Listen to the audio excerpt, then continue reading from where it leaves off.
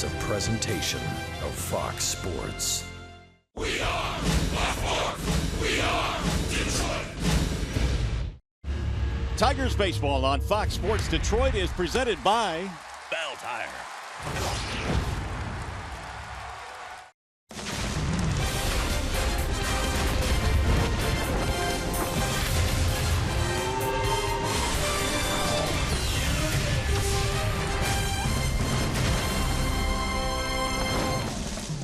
Last night, Brad Ausmus had a hunch that J.D. Martinez might be a good fit for the 2 spot in the lineup. Well, that hunch paid off. Martinez with a homer, a double, and 4 RBIs. Not to mention some pretty good defense as well in right field. J.D. back in the lineup in that 2 slot. Again here this afternoon on a chilly day for baseball. Welcome to Comerica Park. Final game featuring the Athletics and your Detroit Tigers.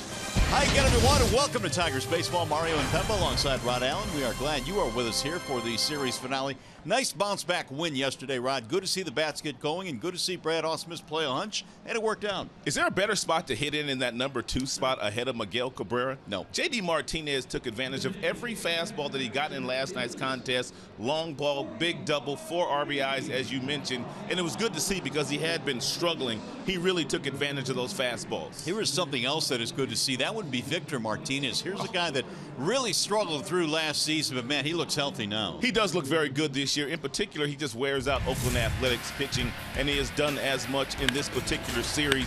You could tell that that back leg, that left knee is healthy. Look at him turn on these fastballs and put pressure on that backside. He's been hitting balls a long, long way. He's 5 for his last 10 with 5 stakes. He's just getting it done, not only from the left side, but also from the right side. It might be difficult on Victor today. However, with his numbers against Oakland Athletics pitching, I doubt very seriously if Bassett allows him to get any good fastballs to hit. All right, JV was awfully good in the ballgame last night. The hope is that Sanchez will follow suit here today. It's been really kind of a struggle this year for Anibal. Anibal needs to get his swagger back. For me, he's just kind of lost his way. He's kind of lost his confidence. He does not have the big arm anymore. He's not throwing 95 miles an hour, but he still has real good command at 90, 91, but he's picking in the strike zone. I'd love to see him come out today and throw lots of strikes. They say they were very encouraged by his bullpen session just a couple of days ago. Didn't really work on anything other than just executing all of his pitches, and I heard it went very well. All right, we'll see what happens here today. Final game of the series coming up after a short break. We'll send you back to the Call Sam Studios, and we'll check in with Justin White. Series finale, the Tigers Athletics. It's all coming up next.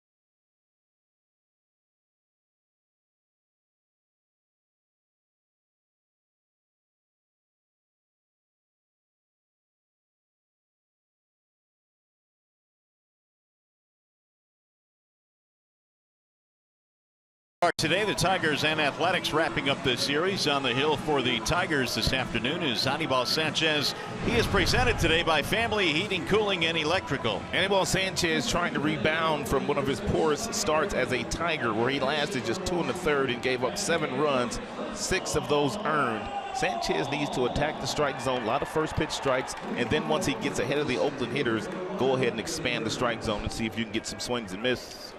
So Sanchez is set to go to work. It'll be Billy Burns leading things off for the Athletics. A little bit of a breeze blowing today. As we mentioned, it is chilly here at the ballpark, a jacketed crowd. And here is the first pitch of today's ball game. It's fouled back out of play by Billy Burns. Sanchez was really encouraged by his bullpen session, and Brad Ausmus, the skipper, told me as much as well a couple of days ago. Didn't really work on anything particular, just the ball coming out of his hand a little bit better and really attacking the strike zone and keeping the ball down. Hopefully he'll be able to take that bullpen session out to the mound today. The Tigers have a chance to win this series. Here are the numbers in that last start: 2 1/3. And he was touched up for 7 runs in that game. There's a line drive right to Cabrera. 1 away. Here's the rest of the lineup for the Athletics. Presented by the Metro Detroit Chevy dealers. You saw Burns line out. He's followed by Lowry and Reddick. Chris Davis hit a long home run last night. He's had a big series. He's the DH. Vogt and Canna, and you've got Coghlan, Alonso, and Marcus Semien rounding it out for Bob Melvin. Here is Jed Lowry now with 1 away. Lowry looks at a strike, 0-1. Now the Bernstein advantage brings you the pitcher-batter matchup. We look at the numbers for Lowry against Sanchez. Not that good. Just 125. It's been a one-sided matchup. 1 ball and 1 strike on the veteran Lowry. Good fastball there thrown by Sanchez, 93 miles an hour. If you're going to go inside and you miss, you want to miss off the plate inside. You don't want that two-seamer tailing back over the heart of the plate. That one nipped the outside corner, 1-2. It looked like to me, Mario, through the first 5-6 pitches of this contest, that Sanchez has kind of gone back to his old delivery. Not turning as much as he did last year as far as the hips are concerned in the back, but he's gone back to an abbreviated delivery from last year. He's kind of scrapped that last one. Take a look at here. You can kind of see he's almost turning that back like he did last year. So maybe he didn't feel all that comfortable in that new delivery this year. Yeah, I think you're right. And I think that he has also admitted that it's been taking a while for him to get used to that streamlined delivery. And perhaps he's going to go back to what worked in the past. There's a ball missing low, and the count fills now 3-2. Already more life on the fastball for Sanchez than he had in his last couple of outings. Lowry, a 6-game hitting streak for the Athletics. Swing and a miss. Down he goes, and Sanchez has retired the first 2.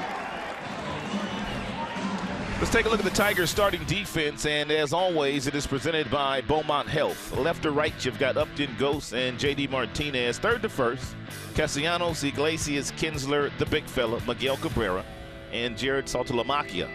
And putting down the signs today for Sanchez. Tigers come in 10 wins, 10 defeats. There's a strike called on Josh Reddick.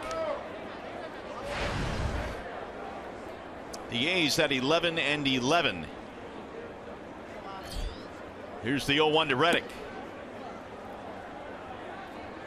Pretty good series, 5 out of 12. Reddick, good power, 4 home runs so far this year.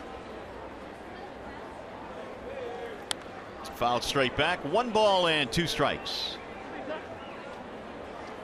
can tell it's a very cool afternoon here. A lot of the players wearing sleeves and ski masks in some instances. The crowd no different, all bundled up. There's a ground ball right into the shift. Knocked down by Castellanos. His throw is in time for the out. That'll go as a 5-3 ground out, and more importantly, a 1-2-3 inning for Anibal Sanchez.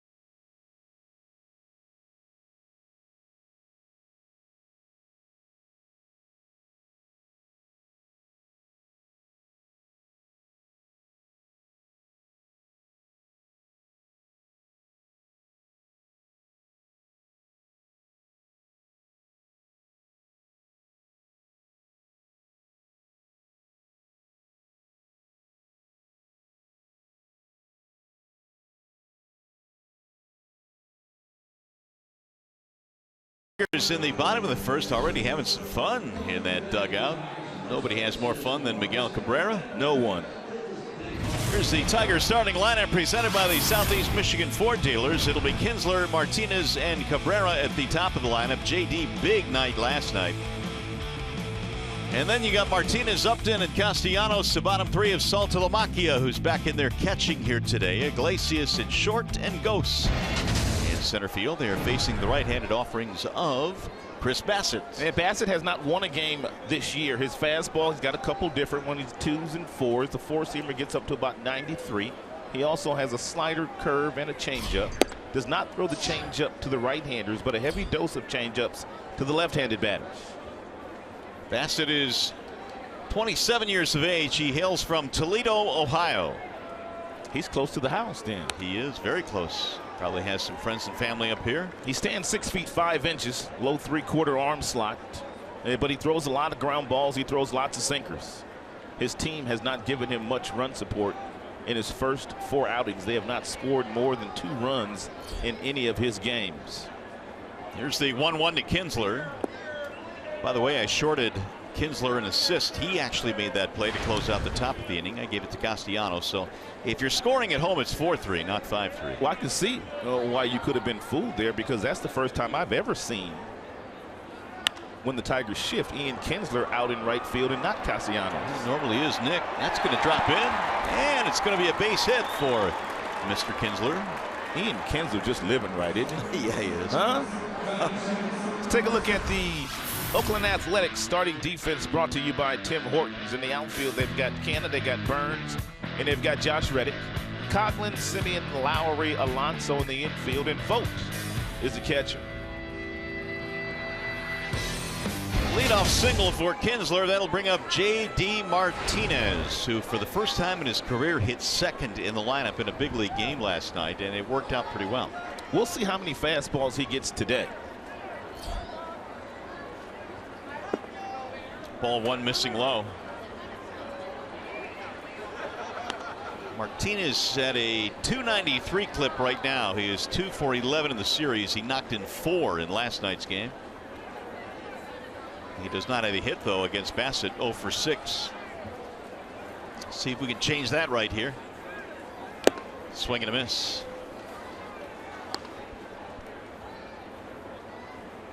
Bassitt last year was 1-8 with a 3.56 in 18 appearances. The 3.56 ERA indicates he did not get a lot of support last year either.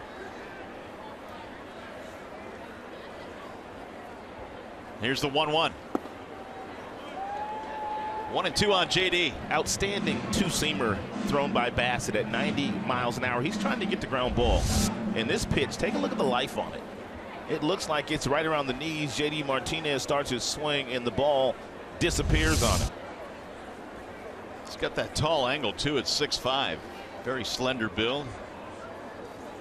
Here's a bouncing ball left side. Nice pick there at third base. Coghlan to second one, and the relay is in time. That's a double play and a tough pick by Coghlan at third. Yeah, Bassitt didn't panic. About 50% of the balls put in play against him have been on the ground, and you're right. Here's a real nice play, short hop, real nice feed over to Lowry, and Lowry is very good at turning the double play and had plenty of time to get JD Martinez. 2 gone for Miguel Cabrera. Ball 1 to Miggy. 7 for 12 in the series. Cabrera coming alive in this series against the Athletics after a rough weekend against the Indians. The Indians were rough on the entire team. And Tigers just could not get anything going offensively in that series. And I know Cleveland has good pitching, and that's well documented, but still, this is a very good hitting team. The Indians and the Cavaliers had their way against the Tigers last weekend. That's a good point. Here's the 2-0 pitch. Against Detroit, I should say. 2-1 now on Miguel.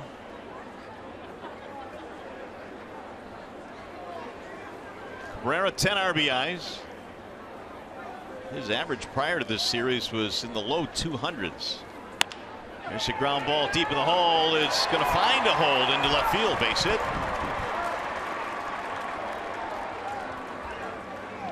Didn't hit all that hard, but it found a way to get into left field for a 2-out single. We'll bring up Victor Martinez.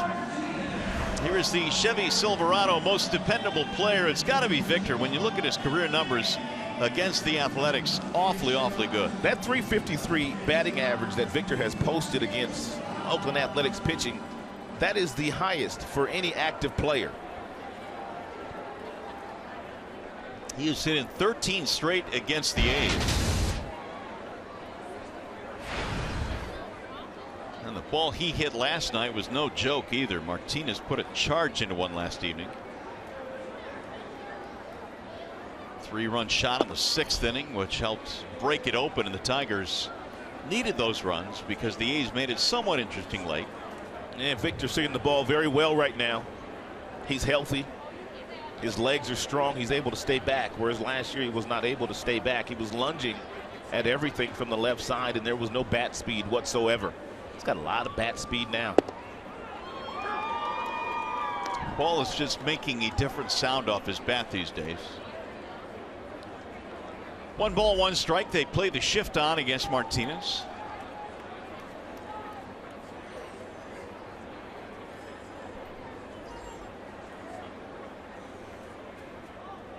Now Bassett ready with the 1-1 pitch. 1-2. Good pitch. Good breaking ball. Tough to get that kind of depth when you throw from a low 3/4 arm slot, but that's a changeup, actually. Circle changeup that rolled off the fingertips nicely. He won't throw that pitch too much to righties. He might consider doing so. That's a pretty good changeup. Well, it's got him ahead in the count here against Martinez. They play behind Cabrera defensively. And he got him strike 3, and Victor knew it. That'll end the inning. First strikeout for Bassett. To the 2nd we go.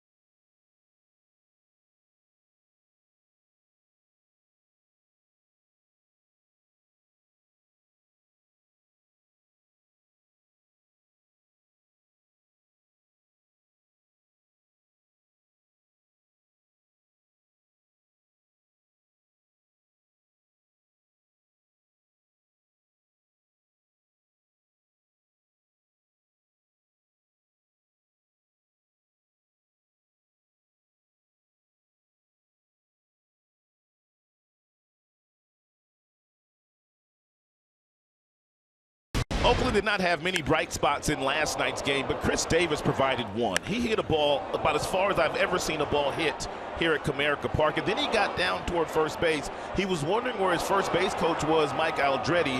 When you hit him that far, you were thinking that your first base coach will be there to give you a high five or a low five, but Aldretti was nowhere in sight. Where's the love? There's Aldretti. And so Davis rounding the back said, come on, man. He said, I guess Aldretti was the only one in the ballpark that didn't know that ball was leaving here. Dude, I just hit one 500 feet. And I can't get a low five? Davis, Vogt, and Canna here in the 2nd in a scoreless game. That one is skied to the first base side, heading back toward the seats. Not a play. Chris Davis does have some major pop in that bat. He was playing for the Milwaukee Brewers the last number of years. 3 home runs already this year and 8 driven in. But I saw this man playing high school baseball, Deer Valley High School in Arizona. I know his father, Rodney Davis. He's a good friend of mine. He used to scout. Now he works for the in Los Angeles at the baseball academy. But this guy has always hit, Mario. A lot of power. Here's the 0-2. He popped this one up. Middle of the infield for Iglesias. And one away. Well, anytime you hit one out to the Hal Kaline statue out there, you put a charge in it. Here are the field conditions presented by Ace Hardware and the Scotts Company. It's 46 degrees at the ballpark right now, and we can also tell you not only is there a chance of rain, but it's beginning to sprinkle here at the ballpark. So the umbrellas are out. Chances are good that it's going to rain because it is. Ponchos, hoodies, and that. Is it a scarf or something? I don't know. Making a fashion statement. Yeah, I guess. Stephen Vogt. That'd be a scarf. Yeah.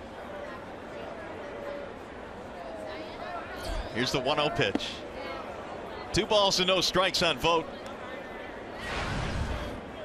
269 for Vogt. He is 1 for 10, a double in the series. And dangerous count here if you're Sanchez and you decide to throw Vogt a fastball. He did, and he missed with it.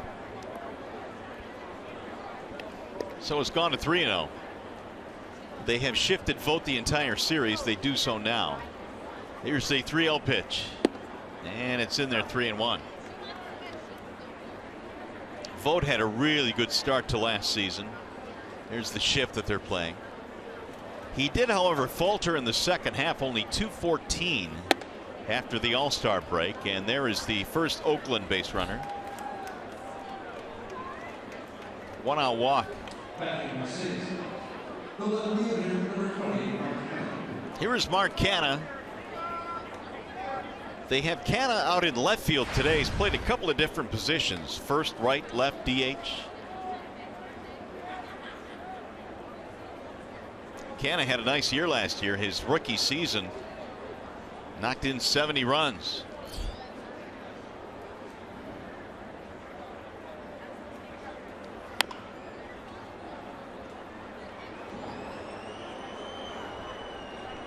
Canha last year also hit 16 homers. He was a Rule 5 selection before the start of last season from the Colorado Rockies, and he's stuck in the big leagues and did it in pretty good fashion. Good numbers offensively. And the fact that he can play different positions will also help his cause. A little bit low. 1 ball, 1 strike. Oakland was not a very good baseball team last year. Therefore, you can carry a guy like Canha the entire year on the roster. And a lot of their kids, a lot of the younger players they had in the big leagues last year really matured, really grew up. Here are some of the rookie ranks last year for Canha. First in RBI. 1 and 2.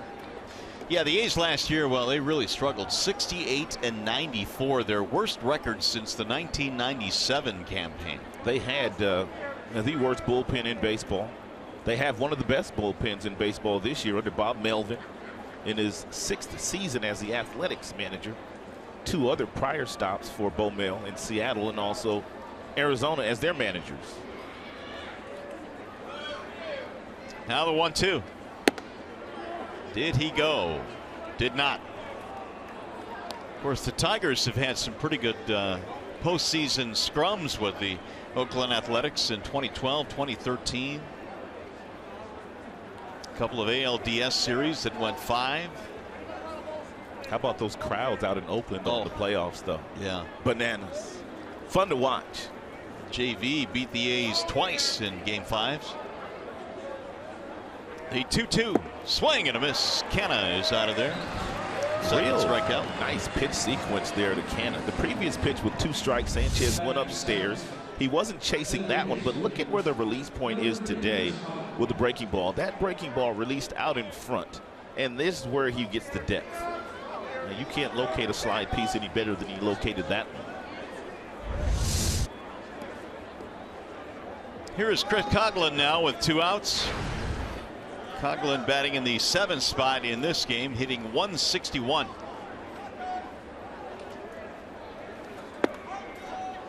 Coghlan was batting second in the lineup last night.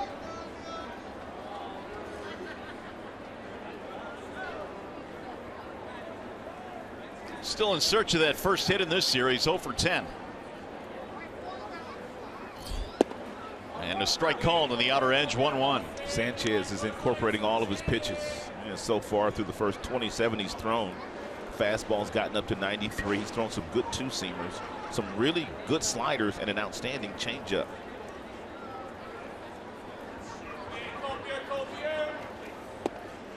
Hannibal lasted just 60 pitches in his last start. That was the start against the Indians, in which he had one of the worst starts he's had in a while for the Tigers. He went on to say after that outing that, you know what, I once was a really good pitcher, and I'm not a really good pitcher right now, but I'll get better. Runner goes and a swing and a miss to end the inning. Third strikeout for Sanchez. Nothing comes to the one-out walk. Here comes the bottom of the second.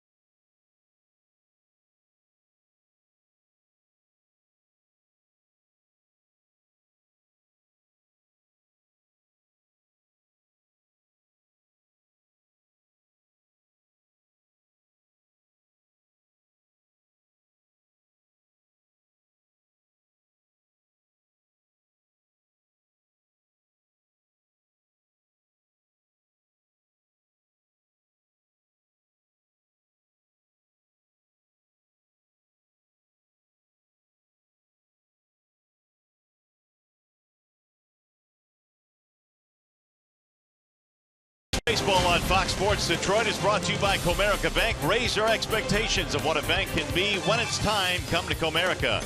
And by Dodge. Hurry into the Dodge Spring Clearance event and experience the power of the Dodge lineup. Cloudy and overcast, a little rainy as well at the ballpark today. Tigers and A's wrapping up this series here in downtown Detroit. Justin Upton, Nick Castellanos, Jared Saltalamacchia facing the right-hander Chris Bassett. Here's the 1-0 to Upton, and it's a little high. 2 balls, no strikes. Tigers still trying to get Justin going. He's been bumped down to 5 in the lineup. 1 for 12 in the series. He should get a really good pitch to hit here. 2-1. He was looking for one pitch. He was looking on the inner third of home plate. Bassett did not give him that pitch. And that was a borderline strike there given to him by Mike Mulinski, the home plate umpire.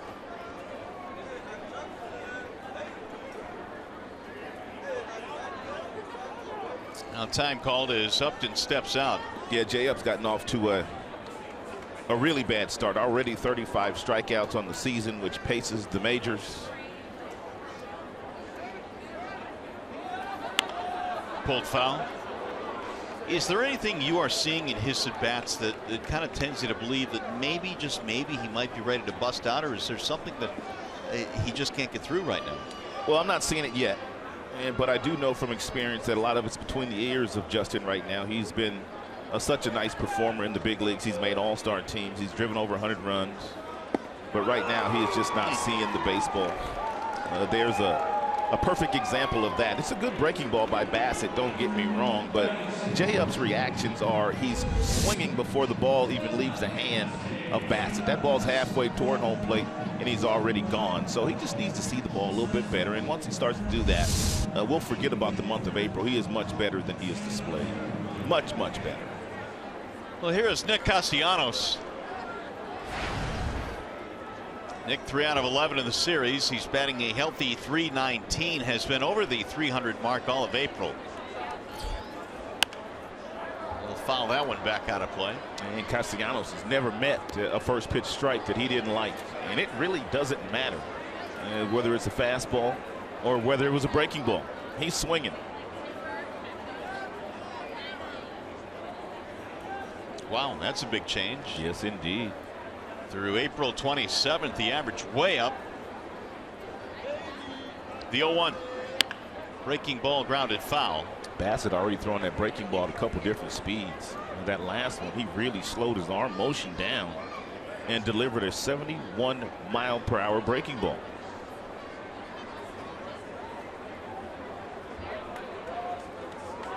Bassett, 27 years old, acquired from the White Sox, along with Marcus Semien in the Jeff Samardzija deal. There's another hook that's lined right by the third baseman Coughlin. To the corner it goes. Castellanos is on his way to second, and he'll hold up there with a two-base hit. Castellanos was standing in the batter's box when Bassett threw a really slow breaking ball to finish off Justin Upton. And while he was in the batter's box, he saw 3 of these really slow breaking balls. And even though he was fooled and the body was a hair out in front, the bat still stayed back in the strike zone, and it allowed him to get just enough of it to get it past a diving Chris Coughlin.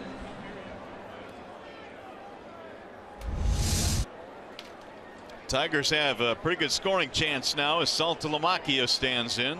That would bode well for the Tigers when they score first this season. They are 8-0. They've got a perfect record. They've had so many troubles in the first inning this year. Yep. Falling behind early, setting the tone for ball games. And the way their offense was swinging the bats, they really had no chance in coming back in most of those contests. Another breaking ball, swung on and missed. 0-2.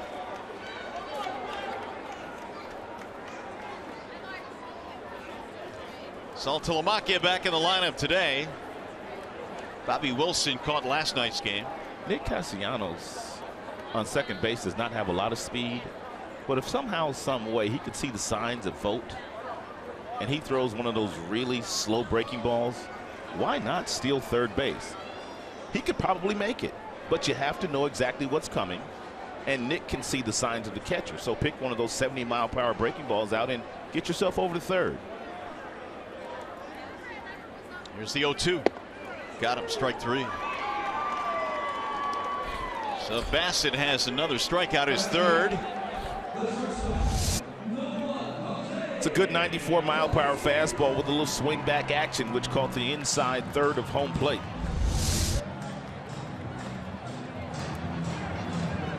We'll take a 2-out hit now from Jose Iglesias.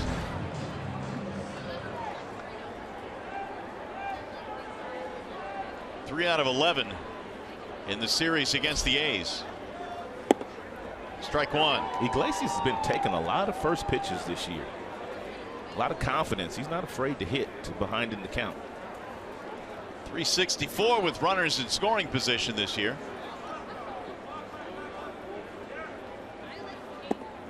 That'll ride inside. 1 ball, 1 strike.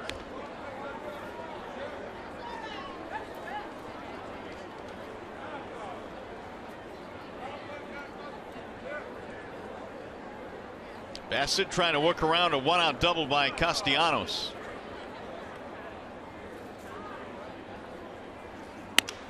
Back up the middle, and it's going to be caught on the line by Marcus Semien. One hit all that hard, and the inning is over. No runs, a double is stranded.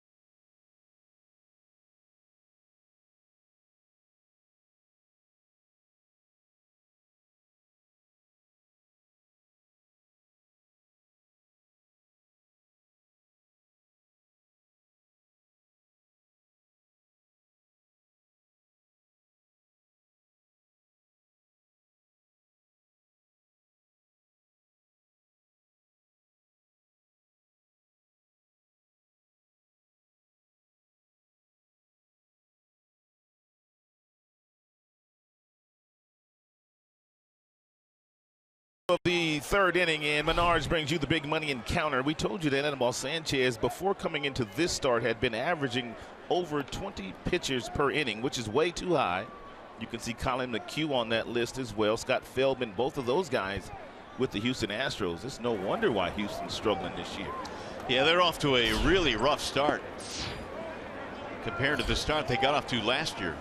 One of the surprises in the American League. And Anibal Sanchez has never, ever been a guy that has shied away from contact since he has put on a big league uniform. That's how good his stuff is. But he really had, along with the new delivery, not been pitching to the kind of contact that we had been accustomed. Therefore, a lot of pitches per inning this season for Anibal. Yonder Alonso hits one in the air toward left. Upton is on the move into foul ground, and he'll get there. One out. Time for a game break now with Mickey York.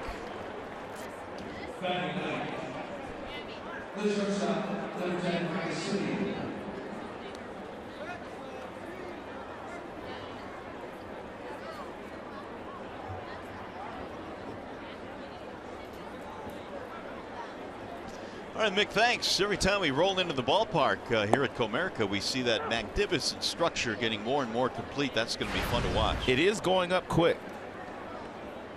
Here is Marcus Semien with one out. Semien has a home run in the series, 5 for the year.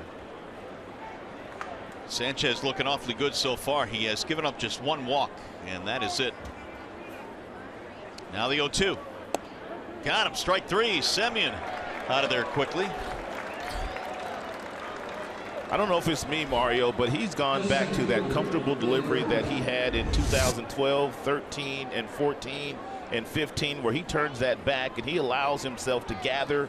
And then once he turns, he points that front shoulder toward home plate and gets on top of his pitches. Good four-seam fastball there. It has worked so far. He has struck out 4 in this game. Strike called on Billy Burns. Everything about Sanchez so far is pretty good today. His pace is much better than it has been. But I guess when you're pitching in as much traffic as he had been pitching in, you're not going to be very quick. No, that's a great point. I mean, he gave up 9 hits in his last start in 2 2/3. So the rhythm is probably not going to be awfully good. And boy, do they need to get him going, because Zimmerman's been on a roll, and Justin Verlander's pitching very well too. And need Sanchez to get it going. Now the 1-1. It's a ball outside. 2-1 on Burns. Because them Chicago White Sox look like they're for real. Well, at least in the early going they are. It's a little bit frightening now. They're 16-6. Royals, meanwhile, just got swept by the Angels the last 3 days. Yeah, they're not hitting right now. 3-1 on Burns. White Sox really aren't hitting all that well either. They're getting some good pitching. Great pitching. And some timely hitting. 3-1 pitch. Burns takes ball 4. 2-out base runner. Second walk for Hannibal. Well, stay tuned to Tigers Live. Following the game, we'll select the Fox Sports Detroit Tigers Player of the Game, presented by McDonald's. Stop by for your breakfast favorites, now being served all day. Here's Jed Lowry with 2 outs and a runner aboard. Lowry struck out in the first. Burns is a threat to run. 4 steals this year. He stole 26 last year. 26 of 34, Billy Burns. He got some Rookie of the Year votes. He's got some good speed. I was reading that Burns in the offseason hooked up with Ricky Henderson. They were working on his mechanics, his running mechanics. Because late in the season, Billy's legs started to tire a little bit, and the numbers weren't as good. And well, if you want to talk stealing bases with somebody, you got to go with Ricky. Well, and it's one thing we know, Ricky, he never got tired. Not with those massive thighs he had. He had huge legs. The pounding that Ricky Henderson would take on a daily basis diving into second base with all those stolen bases, pretty amazing. Did it for a long time. There goes the runner. Saltalamacchia will not throw it. He held on to the baseball. Stolen base for Burns. I don't think Saltalamacchia had a clean handle on it, and that's the reason why he did not throw it. Because Sanchez did not take that long getting the ball to Saltalamacchia, but it looked like when he tried to exchange it to the throwing hand, that he didn't have a clean grasp on it. You can see it right there. Therefore, he just didn't throw it. 5th steal of the year now for Billy Burns.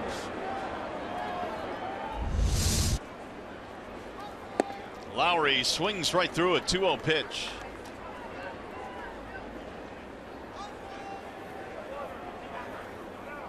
Two balls and 1 strike on Jed Lowry.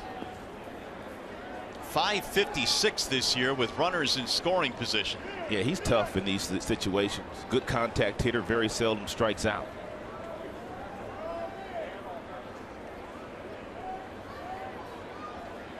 $10 for 18. You don't want to give in to him. And Josh Reddick in the on-deck circle is a good big league player, but does not put the ball in play as consistently as Lowry does. So be careful. Bouncing in. And now Lowry has gone to 3-1.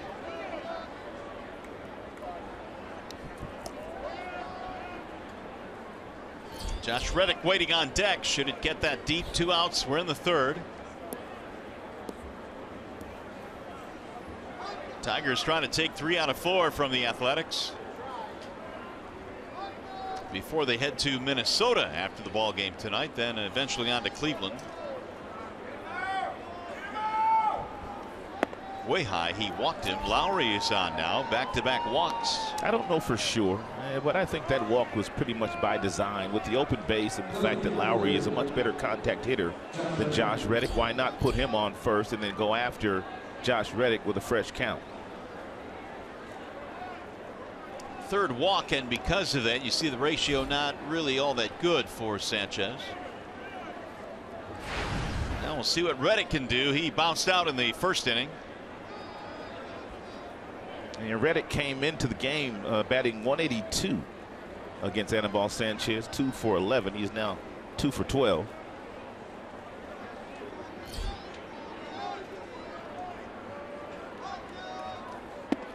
Ball 1 high. So Sanchez, after getting 2 quick outs here in the 3rd, has walked Burns and Lowry. Stolen base mixed in. Now that's going to bring the pitching coach out. Here comes Rich Doobie. Yeah, maybe Rich has noticed something in the delivery for Sanchez, which has gotten him out of whack here in the 3rd frame. It's funny how 1 at bat can just kind of turn things around, because Anibal was cruising. Then he walked Burns, and of course Burns became a threat to run. He eventually did run, stole the base. And now Sanchez trying to get it back. Speed always puts that kind of pressure on the pitcher and the catcher. And to do everything right to make sure you don't allow the base runner to get a good jump.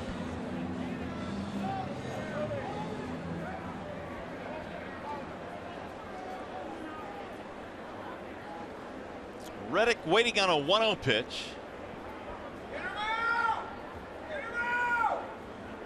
Runner breaks to 3rd with no throw. A stand-up stolen base for Billy Burns. And Tigers really weren't all that concerned with Billy Burns.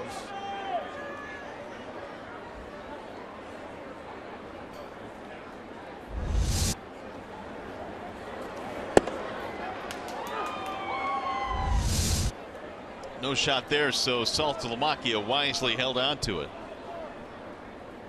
6 steals now for Burns. Outside, 2-1.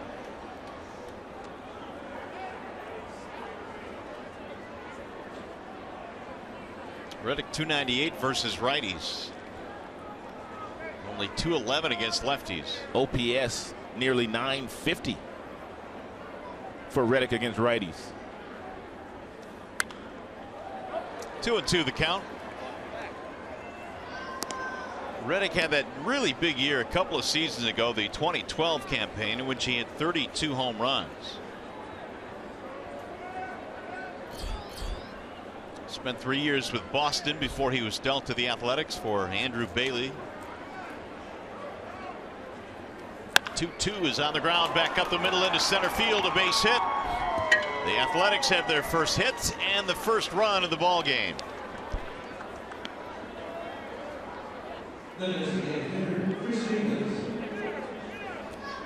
Strategy did not work pitching around Lowry. Here's our Bell Tire pitch by pitch. He fell behind Reddick with 1 ball, came back 1-1. Then the count went to 1-2, eventually 2-2, and then he got himself a fastball inside that was up Most hitters do not like the left-handed hitters, especially like the ball up, but he was able to climb the ladder and get on top of this ball for a really sharp single up the middle.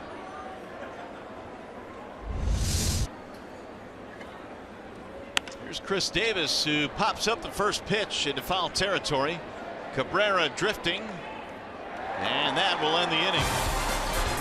A's get their first hit and the game's first run.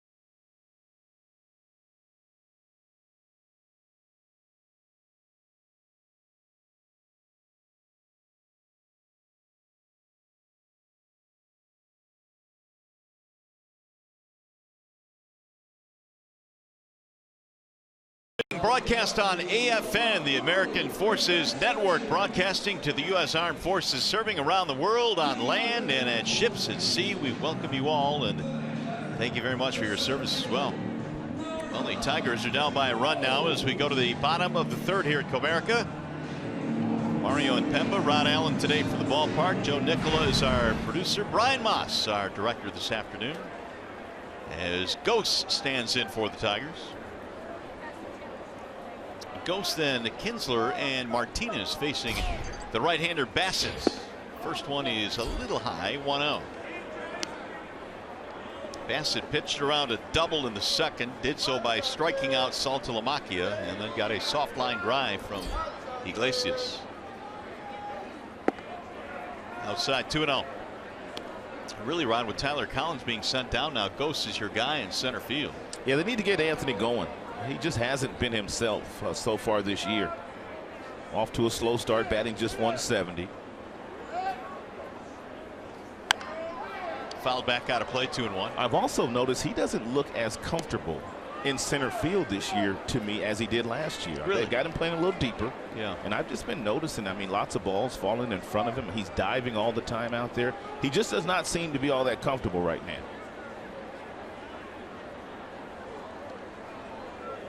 Here's the 2-1. That's in there, 2-2. Well, until Cameron Maben gets back, really the backup options for Ghost in center would either be Romine or probably more likely Upton. Has Maben been shut down in the minors? Do you know? No, he's about to go back on a rehab. And he's been with the ball club the last couple of days. Good to see him at least in the locker room. Kinsler is waiting on deck.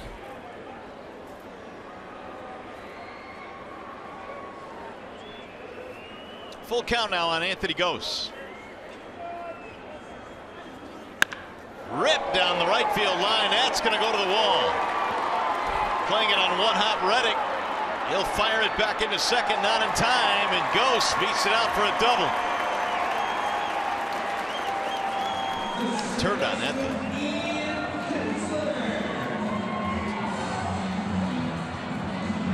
Anthony worked himself into a 3-2 count and got a 91-mile-per-hour fastball that was up, and he absolutely drilled it down in the right field corner, and then he really had to get on his horse because Reddick in right field is one of your better performers at that position. He played that ball off the wall perfectly and threw a clothesline to second base and nearly got Anthony Gose. Tying run now at second base, nobody out.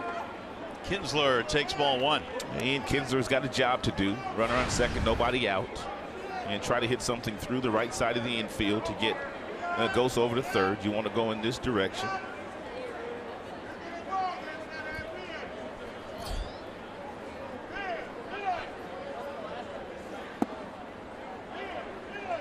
Two balls, no strikes on Kinsler,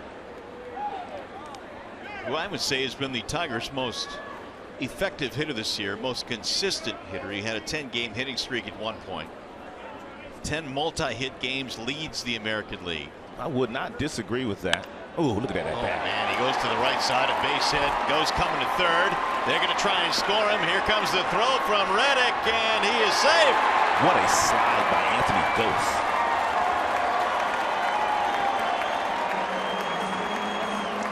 Gose scores on the play, and Reddick's throw was dropped at home plate by Vogt.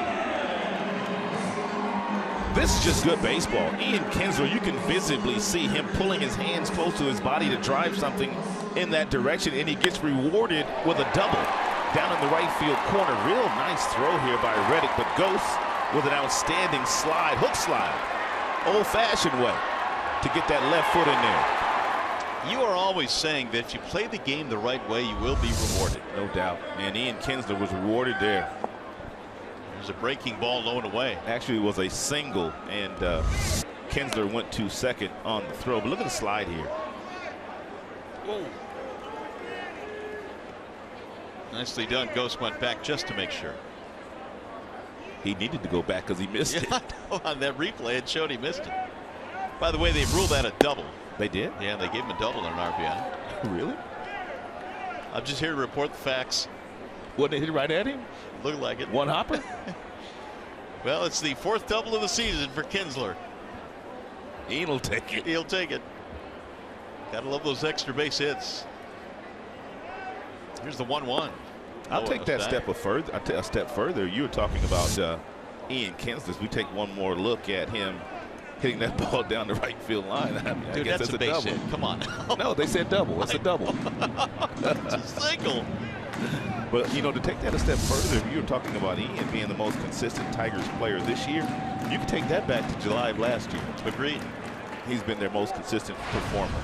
Yeah, the second half last year, the spring training he had this year, and now the start to this season has really been about as good as it gets. Now the unenviable task of the right-hander Bassett facing JD Martinez with Cabrera lurking, still nobody out. Tigers have tied it.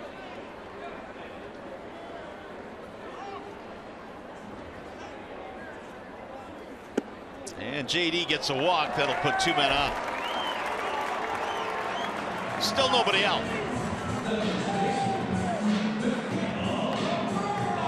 Kurt Young coming out now, their pitching coach.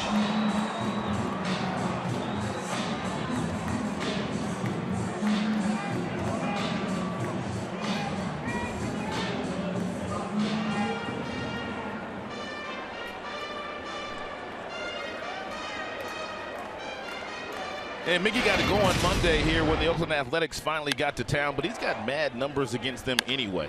Takes the first at-bat, 3-1 fastball, hits it the other way, and then later on in the contest, he hit another home run the opposite way. So 2 home runs to right field on Monday for Miguel Cabrera. So Bassett will go to work now against Miggy with nobody out, 2 men on, and a run in.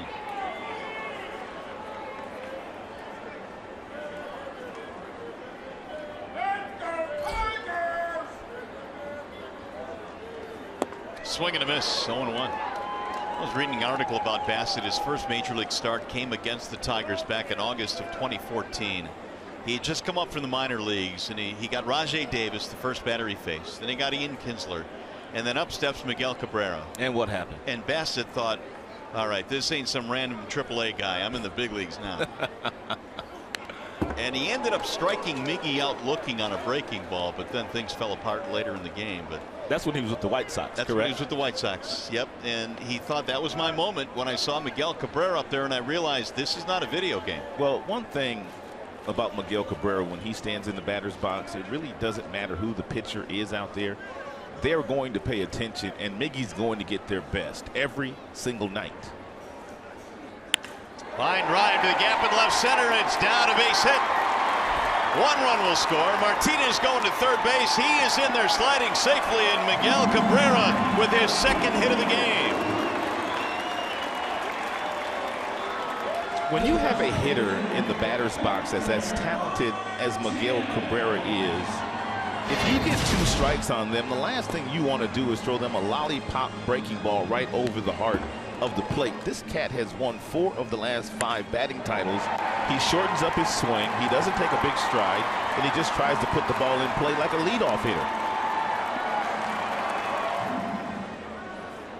Now the bench is loving it. So is Miggy, who has his 11th RBI. Still nobody out in this inning. Tigers have taken a 2-1 lead as Victor Martinez stands in.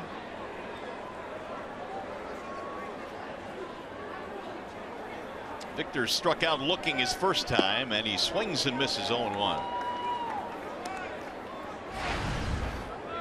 I was talking to Brad yesterday about Martinez and how good he has looked physically, and Brad said as we get more toward May, you've got that series coming up against Washington. They are probably going to start using him in the field a little bit, maybe play some first base in that series against the Nationals.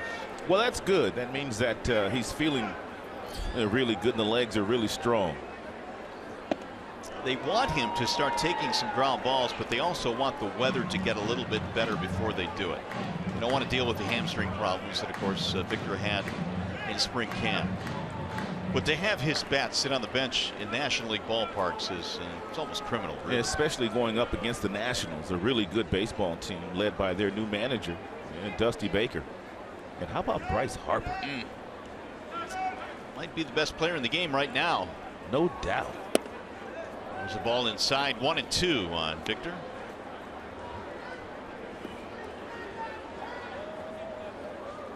This is interesting.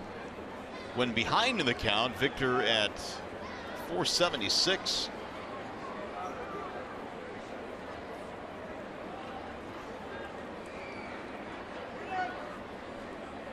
One ball, 2 strikes. Fouled away. That's why Victor is so good with 2 strikes. He's not in a hurry to do anything. He waits until he gets a good pitch to hit.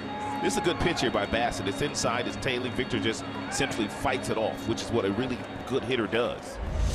A couple of years ago in the 2014 year where Victor nearly won an MVP, he finished as the runner-up to Mike Trout. He hit 337 with 2 strikes. So he's not afraid to hit behind in the count. Fouled away, spoiled another. Martinez, big night last night. He's had a big series, 5 for 11.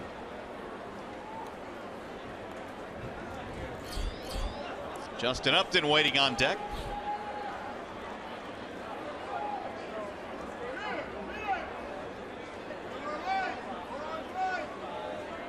They are not shifting Martinez with runners at first and third. Still nobody out in the inning. 2-2 the count. That Tiger lineup starting to resemble the one that the Tigers thought they would have coming out of spring camp, especially when you get Cabrera and Martinez in lockstep, which they seemingly are now. After a slow stretch for Miguel Cabrera, JD hit the ball well, Castellanos as well. Next step is to get Justin Upton going.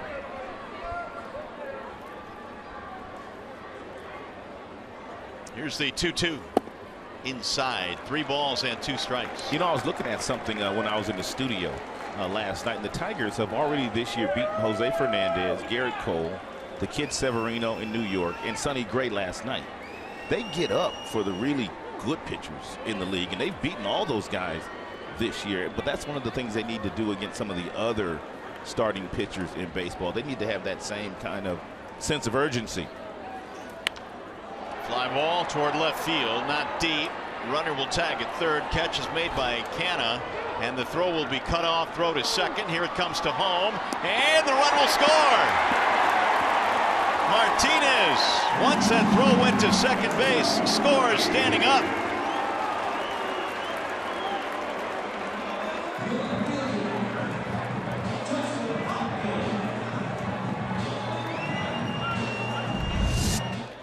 Take a look at this play, Vol. Routine fly ball the opposite way.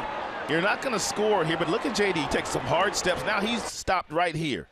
Miguel Cabrera takes off from first base. He goes there. Basically, he's going to be an out at second base. JD notices the throw to second. That's been cut off by Coughlin. Then he alertly gets home, and he's able to get there standing up. Really good base running there by JD Martinez. That makes it 3-1. They stole that run. Yeah, they did. It wasn't hit deep enough to score the run. But good instincts by JD, because once Coughlin let go of that ball to second base, he just broke for home and scored standing up. Now Upton waits on a 1-0. 1 ball, 1 strike on Justin.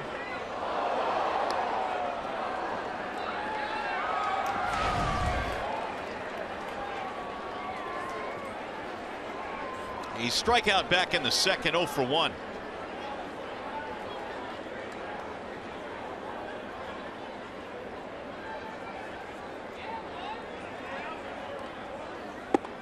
Tried to check it, he went. One more look at the play here, and JD Martinez is what they teach you to keep your eye on the baseball as he's doing here. Take a look at Coughlin right here. As he takes that ball right here, JD Martinez is looking at him, and he can already see that he's going to throw that ball over to second base, and he's anticipating that, and that's why he's able to score. There's a drive to center field. Ball hit well. Burns going back to the warning track to make the catch. Runner will tag and move up as Cabrera goes to third base. Hit it a ton, but to the wrong part of the ballpark.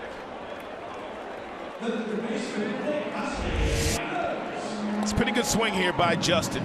It's a fastball that's down. It's away. He stays with it. His bat stays in the zone a long time, but that's Death Valley out in center field here at Comerica Park. It's 420 feet from home plate. Meanwhile, it's turned into a lengthy inning here for Bassett. This will be his 30th pitch of the inning. Nick Castellanos steps in with 2 outs.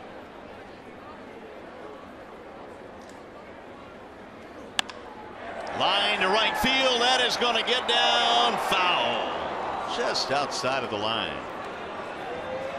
Getting a ruling on that play, that on the fly ball by Victor. We'll see how this one just missed. No RBI for Victor. They are ruling that he scored on the throw to second base. Pretty close.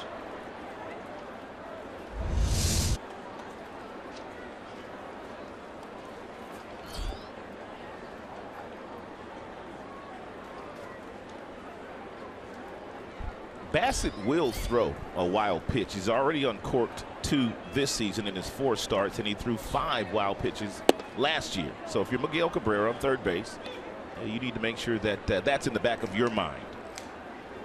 But you know what I've noticed here at Comerica Park, when that is a wild pitch, it's hitting something and getting back to the catcher in a hurry. Well, yeah, that brick wall now has kind of changed things behind home plate this year. That's brand new at the ballpark. Ooh, that one came way inside.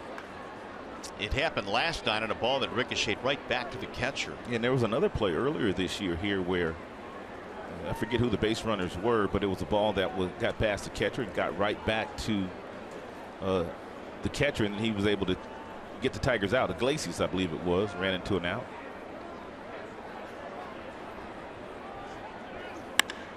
Drilled to center field. Burns on the run. Still going back. Still going back. Not going to get it. Up against the wall. Score another run. And Castellanos has his second double of the ball game.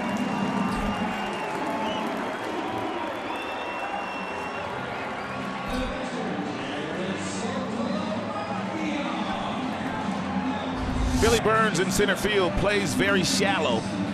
And this time it was a nice little breaking ball down and away from Castellanos that he got all of and hit it over the head of Billy Burns.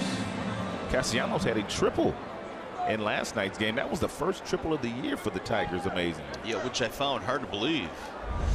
Ball is just jumping off the bat of Castellanos this year, especially to center field and to right field. Something that Castellanos has always done. He has always hit. And there are some in the organization that felt like he was going to be an outstanding hitter anyway for a long time. And there's a lot of people in baseball that feel that way about Castellanos. Well, I think first-round picks that are selected out of high school, sometimes we forget that, you know, unless you're a Bryce Harper type or a Mike Trout type, it does take a couple of years. And for Castellanos, maybe too much was expected early, but he is putting it together this year. Here's the 0-2. Salty takes, just missed. Yeah, Bryce Harper, he was so bored with high school, he took his GED test after his sophomore year and basically skipped his junior and senior year and went to a junior college to play baseball. And he was the Golden Spikes Award winner that year, and he was 16 years old. Must be nice to be that bored. Goodness gracious. The 1-2 is a hook that misses outside. Golden Spikes Award winner as a junior college player at age 16. Pretty amazing. That's the best player in all of college. Some of those YouTube videos of him hitting the ball into the upper deck in Tampa are fun to watch as a high schooler. And again, he just missed, and that's about the third time here that Bassett has taken a couple of steps toward the dugout thinking he had strike three.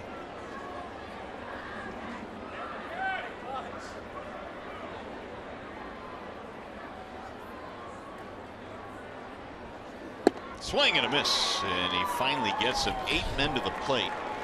The Tigers score 4 in the inning. A big inning for the Tigers. Anthony Ghost got it started with a double. Kinsler's 2-bagger scored a run.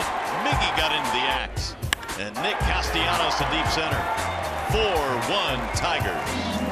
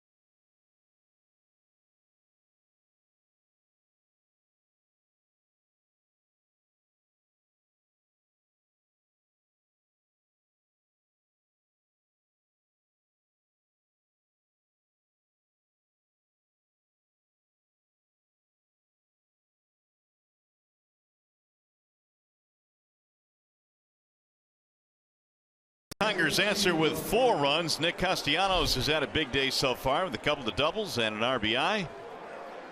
He and Kinsler also a part of that big 4-run inning, and the Tigers now enjoy a 3-run lead. Another multi-hit for Ian Kinsler here already today. He's only had 2 at-bats. Didn't take long. He's rolling. Stephen Vogt leads it off.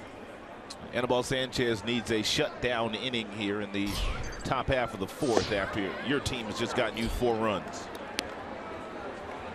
This would be a nice win for the Tigers so they can go on and win this game. Take 3 out of 4 from the Athletics after dropping 3 to the Indians. They've got a road trip coming up against 2 teams within the division. That ball is launched deep to right field, and it ain't coming back. Way out of here. So much for the shutdown innings. Well, that'll make it a 4-2 game. I don't think I've ever met a left-handed power hitter that did not like the ball down and in. That is simply their nitro zone, and Stephen Vogt, he proved that to us again. That's a four-seam fastball, and it is sitting on a tee for Vogt. It's down, and he just drops the barrel of the bat in the strike zone and gets a lot of backspin, a lot of carry on that ball. Third home run of the year for Vogt, and the Tiger lead now shaved to 4-2. Here's Mark Canha.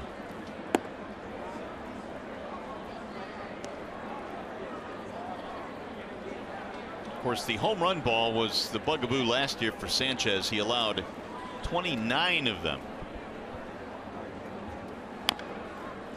Bouncing ball foul.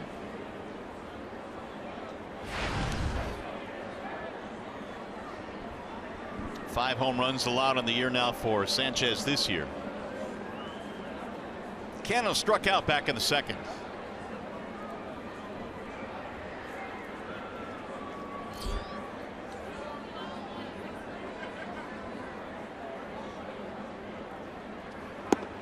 Canha takes a pitch inside and low, 2-1.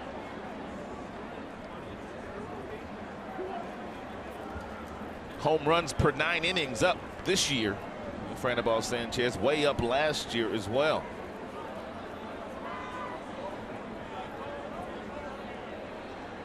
Now the 2-1. 2-2 on Mark Canha. That is a really good pitch to a right-handed batter. And when the count is 2 balls and 1 strike, you know the hitter is looking for a fastball, so you throw him something off speed, as Sanchez does right here. A really good changeup, and he's anticipating fastball already, and the bat's way out in front of home plate, and that's all you can do with that pitch. That's exactly what Sanchez designed for him to do with that last delivery, that changeup at 84 miles an hour. Got him, strike 3. Canha caught looking. Do it, Anibal. Sanchez now 5 strikeouts. His command is much better today, and when he wants it to be. Here's Chris Coghlan. He looks nothing like the Anibal Sanchez of 5 days ago. Not even close.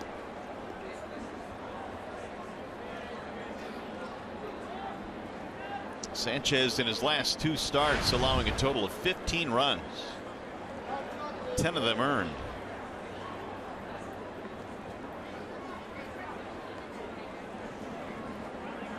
Coghlan also struck out. That was back in the second. Strike 1. Former Rookie of the Year in the National League with the Marlins. That was back in 09. Then he went to the Cubs for a while.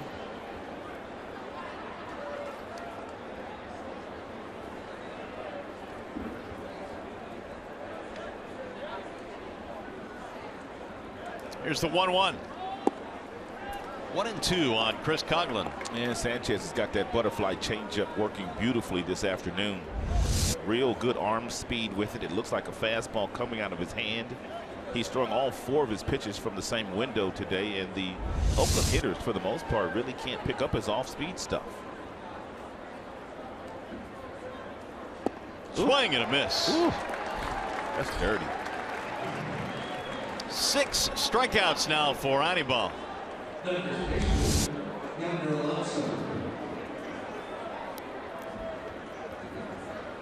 He's got some life on this stuff today.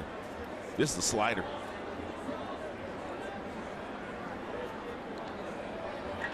Here's Yonder Alonso. It's an awkward swing, 0-1. Sanchez rebounding nicely after the leadoff home run by Vogt.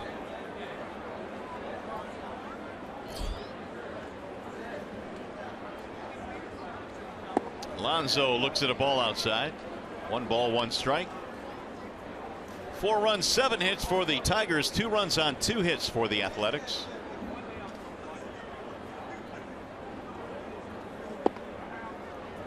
Two and 1.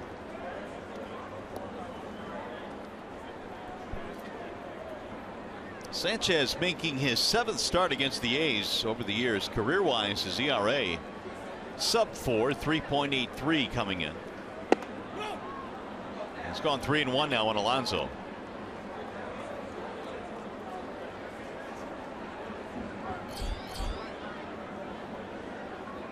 Semien waiting on deck. Here's the 3-1 pitch. He'll get back out of play. 3 balls and 2 strikes.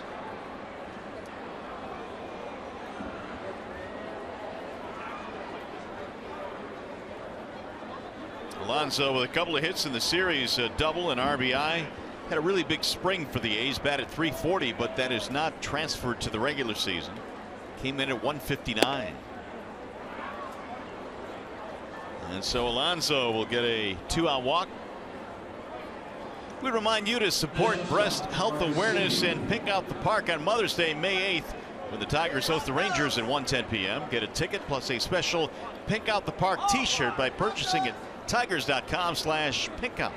That is the 4th walk of the afternoon given by Anibal Sanchez.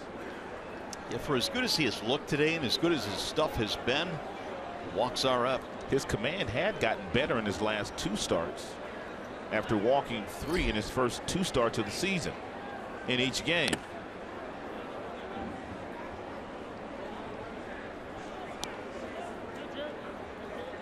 Sanchez walked Burns and Lowry back-to-back with 2 outs in the 3rd, a couple of stolen bases, and then an RBI hit by Reddick. That got the A's on the board. Now another walk here in the 4th inning. Low, 1 ball, 1 strike. Yeah, you have to be careful here with Semien. Batting average is under 200. It's under the Mendoza line, but he does have 5 homers. He's got some pop in his bat. Good fastball hitter. Semien showed that the other night in game 2 in the series by going deep. 2-run shot in the 7th.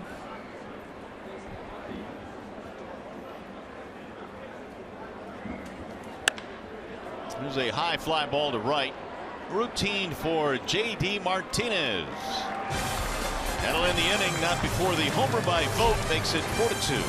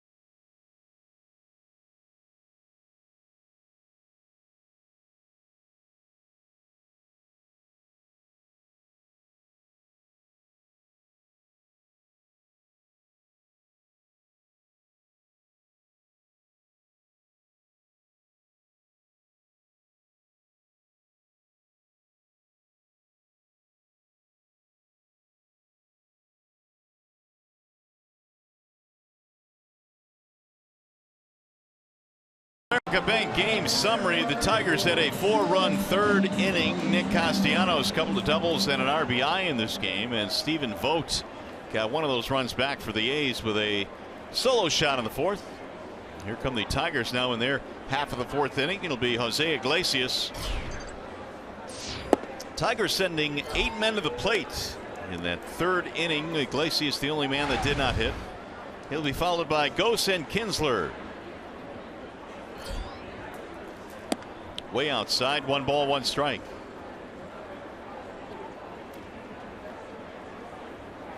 Iglesias' soft line drive his first time up. He remains one of the toughest guys in the American League to strike out, numbers wise. And always seems to find a way, especially he takes what is given to him a lot of times. Something on the outer half of the plate, he'll just flick it to right field. He cuts his swing down too. He doesn't try to do a whole lot once he's fallen behind. He told me he goes from 95% effort level to about 85% effort level with 2 strikes. He doesn't choke up. He doesn't spread out, but not as aggressive. Full count now, 3-2 on Iglesias. He only has 1 extra base hit this year, though. 1 double, that's it. Here's the 3-2. And he walked him, ball 4. Tigers get the leadoff man on. Well, Sunday NASCAR Sprint Cup racing heads to the big one at Talladega with the Geico 500, where Dale Earnhardt Jr. will look to defend his title from last year, beginning at 12:30 Eastern on your local Fox station, or watch it live on Fox Sports Go. Anthony Ghost will step in. It's a nice combination here with Ghost and Iglesias. And should Brad want to do anything, he could sacrifice Ghost if he wants to, or he could put a hit and run on. Ball 1. Outstanding count now for a hit and run. But it's always difficult when you got a guy like Ian Kinsler who's been on fire all year. You got JD Martinez now in that 2 slots, had a really nice couple of days. You hate to run into outs. You hate to give outs away. And I didn't even mention Miggy and Victor lurking. Yeah. And that's kind of been the philosophy, I think, over the last 5 or 6 years here with the big heavy artillery they've had in the middle of their lineup. Running into outs really has not looked all that attractive.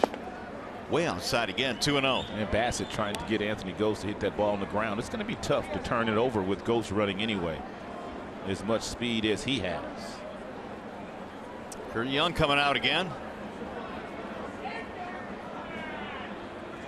Bassett last year had 4 separate stints with the A's ball club, but in 9 of his 13 starts, they got him 1 run or less. That's it. Kurt Young, outstanding pitching coach in his 2nd tour of duty with the Oakland Athletics organization. He left for 1 year and went to Boston, and then came back to Oakland after things did not go right in Boston.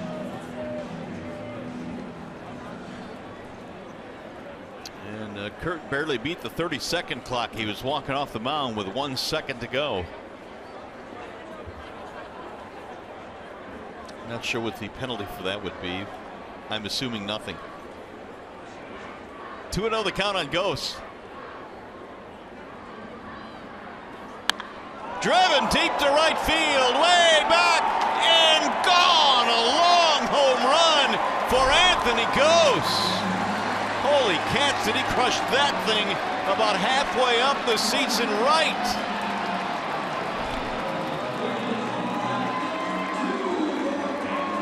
A homer to go with his double today.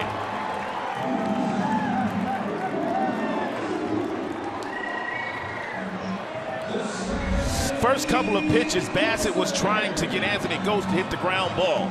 He fell behind in 2 balls and 1 strike, and he was forced then to throw in one right down the middle, and Ghost lifted and separated and hit it a ton into the right field seats.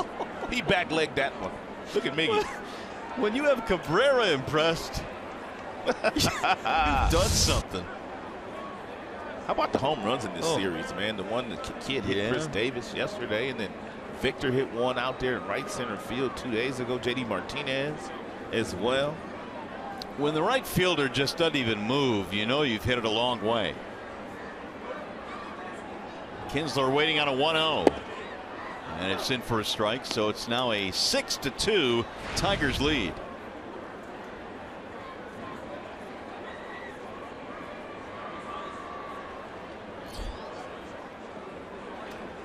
Here's the 1-1 pitch. 2-1. One more swing, one more look at the swing on the 2-seam fastball that crept right back into the nitro zone of Anthony Ghost. I'm assuming when you hit him like that, you don't even feel the ball come off the bat. That is the 2nd home run that Ghost has hit this year that has gone at least that far. Well, he hit one on opening day in Miami. 104 miles an hour in the hit speed. 407 on the distance. And Kinsler gets a walk. Third walk now for Bassett, second in this inning. Starting to unravel a bit for him.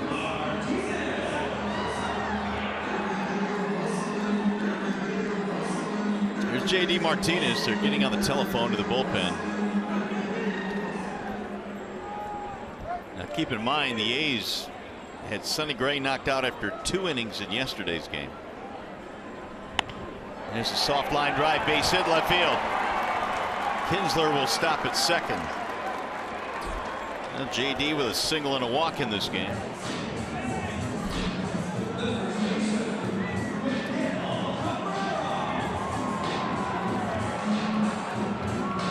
And here's Miggy.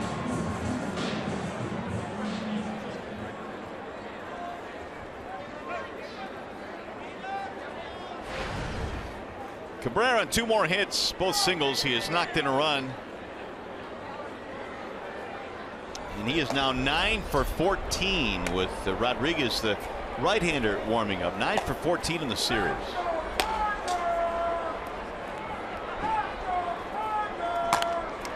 That's foul straight back.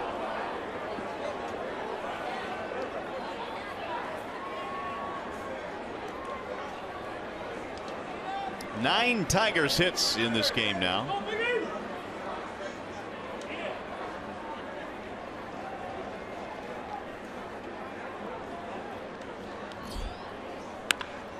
High fly ball left field. This one hit well. Canna going back. And he's going to make the catch in deep left, but runners will tag and hold. Even the outs are hit pretty hard. That one hit just a little bit too high. Got under it.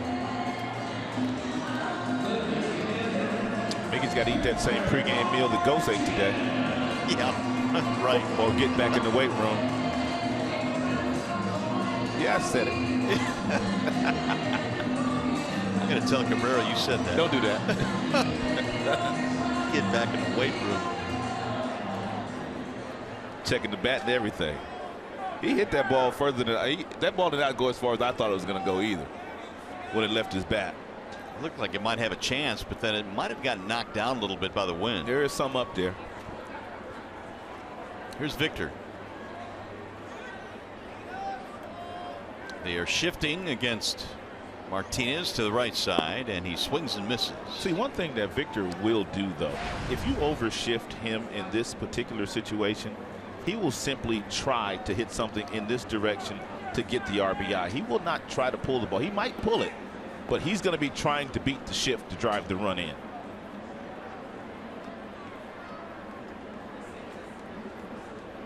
Oh for 2 in the game, fly ball and a strikeout.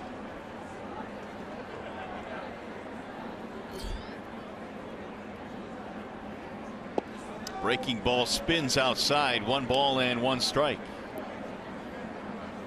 185 is the batting average so far this year for Victor when he is shifted against.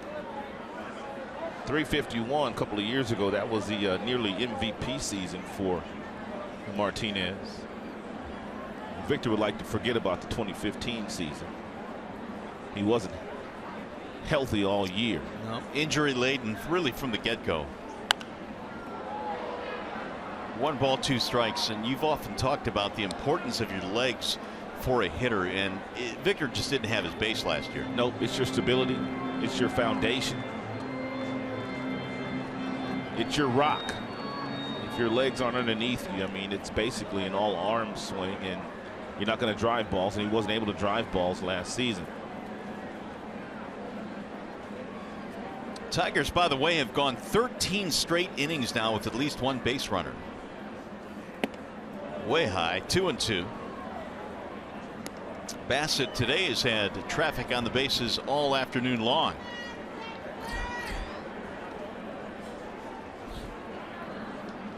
Upton waiting on deck. And Marcus Semien, the shortstop, has now moved back over a little bit closer to his normal position. He's directly behind Ian Kinsler as we speak.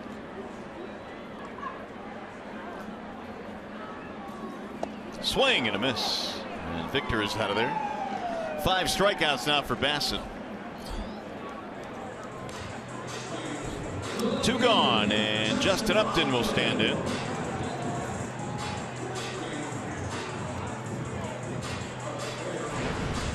Upton a strikeout and a flyout.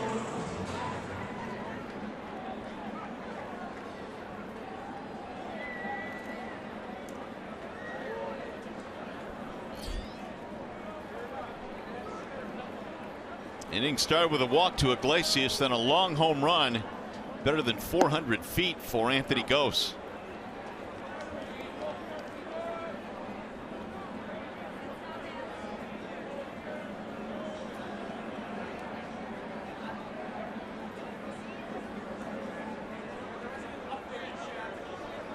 Bassett's 0-1. He spins one up there, but it bounces in. 1 ball and 1 strike.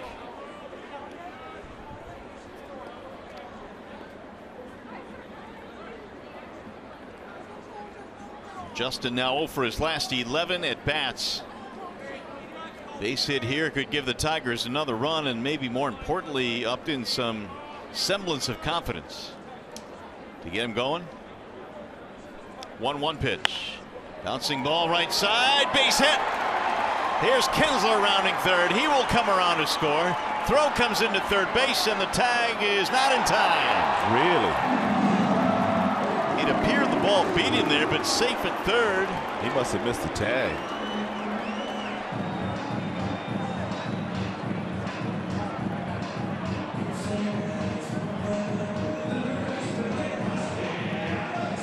So the Tigers get another run. More importantly, Upton an RBI single. He got jammed here. Sometimes when you're struggling the way that he's been struggling, you tell yourself, I'm going to make this guy jam me. And that's exactly what Upton did there, and he was able to slice one right past a diving Lowry to get himself an RBI and a much needed base hit. And that's going to be it for Bassett. 7-2 ball game. Tigers have the lead. Wallside windows pitching change. We'll be back.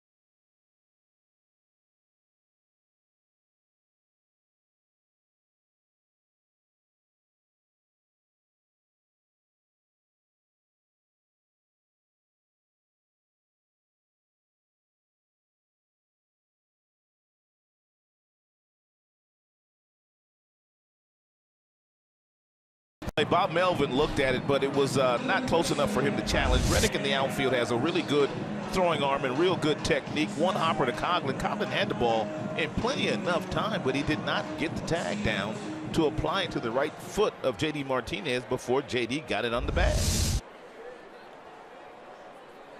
So to the bullpen go the A's. The Tigers have broken this one open a bit. 7-2 ball game now, and Fernando Rodriguez will take over. And he's pitching in his 10th game. He's got a really good ERA at 1.42. He has 12 strikeouts, and he's only walked 4 batters so far this season. He's got a fastball that gets up to 93. He also will cut the fastball about 83 on that pitch, and a curveball.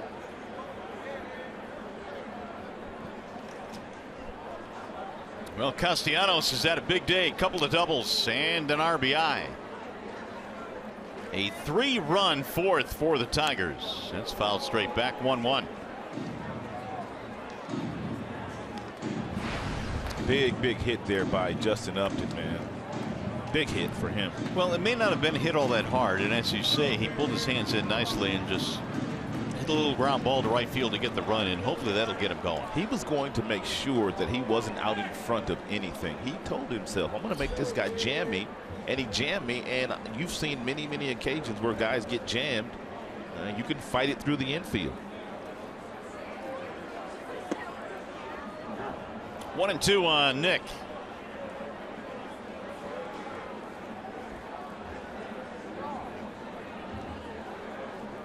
Rodriguez has stranded all 5 of his inherited runners this year. He's pitching now with 2 outs, 2 on, and the Tigers have an even 10 hits.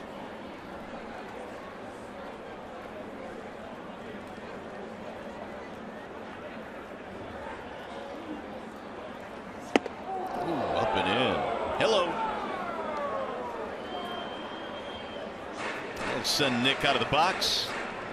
This year, the Oakland Athletics as a team have been outstanding at stranded the inherited runners that they've been given, the relievers. Only 2 of 33 have scored. That's only 6%. That's better than the New York Yankees bullpen. Wow. Now that's impressive. Yes, it's better than the Yankees bullpen.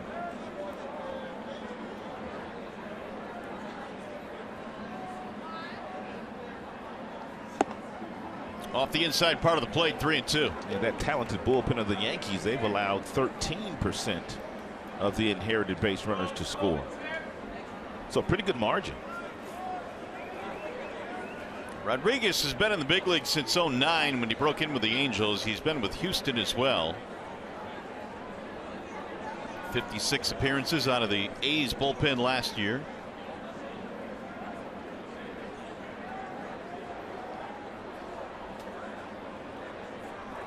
Upton will be on the move with a 3-2 pitch coming here. And a swing and a miss. Castellanos down on strikes. Second straight inning, though. The Tigers send 8 men to the plate. Anthony Gose. Man, oh man, he hit this ball a long way. Better than 400 feet. 2-run shot. Tigers up 7-2.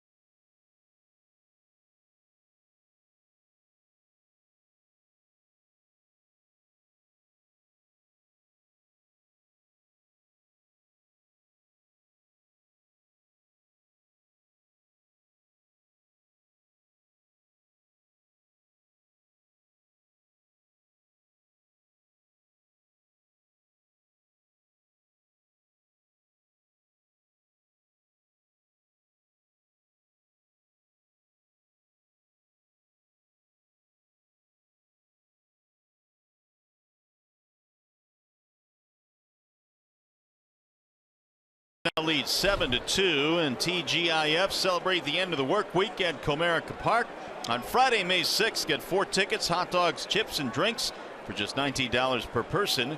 Visit tigers.com/value or call 866-66-TIGER. Anibal Sanchez now with a 5-run spread to work with. As we go to the top of the 5th inning, Billy Burns leads it off for the Athletics. Top of their lineup, Burns, Lowry, and Reddick. Sanchez has given up a run in each of the last 2 innings. And Burns looks at a ball outside, 1 ball and 1 strike. Anibal has had 4 walks in this game. He has surrendered 1 homer, but it was a solo shot. Flared back out of play, 1 ball, 2 strikes. Burns last year was 5th in the Rookie of the Year voting. Tough guy to strike out. He's behind in the count here, 1-2. More times than not, he'll put the ball in play. And he puts it in play there to Cabrera on the ground at first base. Miggy tags the bag for the out. And for those of you just tuning in, we told you at the top of the show that Anibal Sanchez went back to his old delivery of a couple of years ago when he won the ERA title, now turning all the way. Hitter able to see that number on his back, and because of that, he's releasing the ball out in front. And because he's able to gather himself, and his changeups and his breaking balls have all been buried at the bottom of the strike zone. 4 walks, as Mario mentioned, is never a good thing, but overall, Sanchez probably feels pretty good about his outing so far. Yeah, I would agree. 6 strikeouts this afternoon. 13 of 19 in first pitch strikes. That's always a good recipe for success as well. Jed Lowry is strikeout and a walk.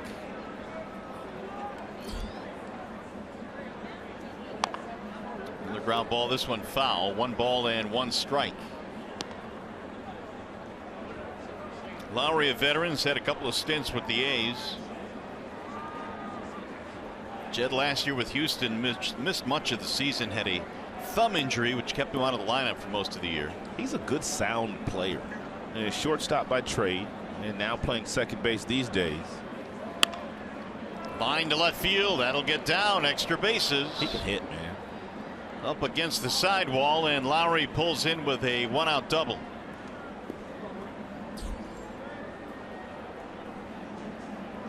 He came in over 300. A 7-game hitting streak now for Lowry.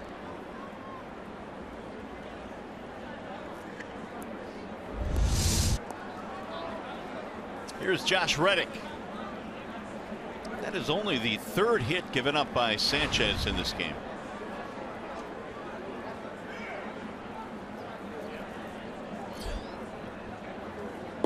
They are shifting on Reddick.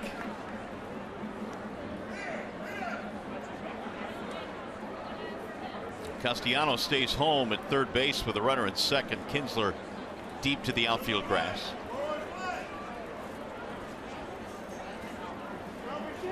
Here's the 0-1. 1 ball and 1 strike.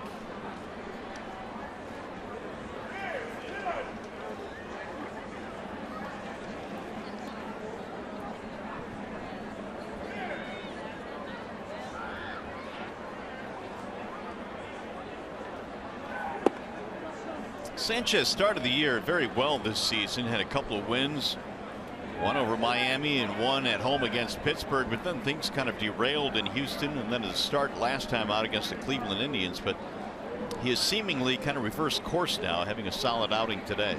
He had his spring training interrupted with some tricep tendonitis. Missed a couple of starts, and then he had to catch up on the Tigers' backfields against minor league players, but he was able to get his pitch count up to about 90 and before he left spring training, and that's why he was able to make the start the 2nd game of the year down in Miami. They also wanted him to pitch in warmer weather. 3-1 is a strike. Reddick thought he had a walk. 3-2. Sanchez was also hit with a bout of bronchitis during spring training too, which set him back a little bit. That's never a good thing.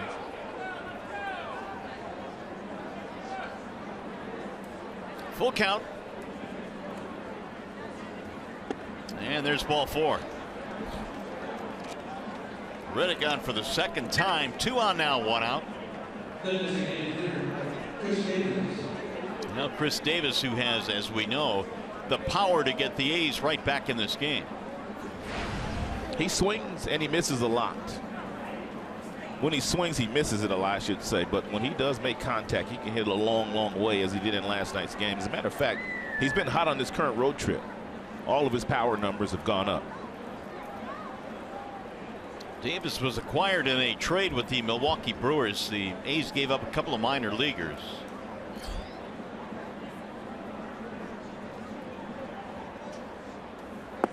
Checked it. And he went. So says Mike Winters. In case you're wondering, the last time Sanchez walked 5 batters in a game, you got to go back to July of last year. There's the swing and miss this season I was talking about regarding Chris Davis.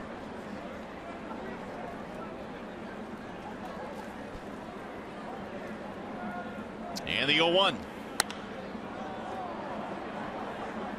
0-2 now on Davis. Told you his father, Rodney, now runs the Urban Baseball Academy now in Compton, California. They're building a lot of those academies nowadays. They just broke ground for one in, what was it, Houston? Houston, I believe you're right. Yeah. Well, Davis had 27 homers last year, 22 the year before that. No, they just broke ground for one in Kansas City. They already had one in Houston. That'll miss down low, 1 ball and 2 strikes. And those academies are what, designed to give inner city kids an opportunity Inner to learn city the game? kids an opportunity to learn from some of the pros that live in those respective areas. Can play some competitive baseball. What do you think is the key to getting more of the inner city kids involved in the game of baseball in the future? Well, it's got to be a little bit more affordable for one, because a lot of the inner city kids can't afford to play the travel ball, nor do they want to play travel ball. So many of the young kids are still playing basketball. They're still playing football. They're playing soccer. They're even playing lacrosse these days. They're doing everything but playing baseball. But baseball is a fabulous game. If you get in it early enough, you can really have a lot of fun. And as we've seen, it's you can make a really nice living. It's a real nice changeup here thrown to Davis. Sanchez not afraid to throw his changeup to right-handed batters. 7th strikeout of the game. The season high for Sanchez is 8 strikeouts. This by far has been his best changeup this season. Rain starting to fall again here at the ballpark. Nothing heavy, at least not at this point. Just enough to make fans in attendance a little bit more uncomfortable. This Oakland offense really hasn't been the same since they traded away Cespedes. And a couple of years ago, they traded away Josh Donaldson. Those are 2 huge pieces missing from your offense. Well, Donaldson goes on to become the MVP. Yep. And Cespedes went off last year, too. Should have made an all-star team, but what he did for the Mets after the Tigers traded him there was crazy.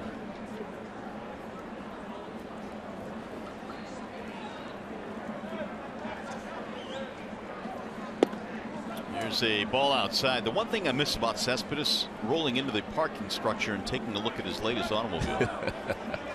He had quite a few of them, didn't he? And none of them were common or normal. No. He wanted to be seen.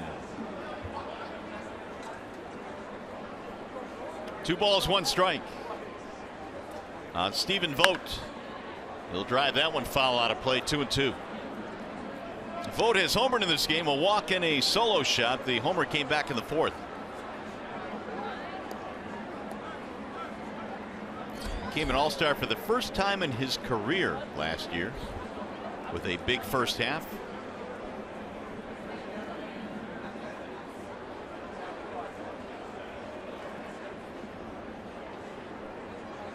Here's the 2-2. Swing and a miss.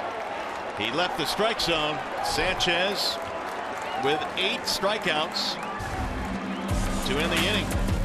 You're watching Tigers baseball on Fox Sports Detroit, presented by Bell Tire.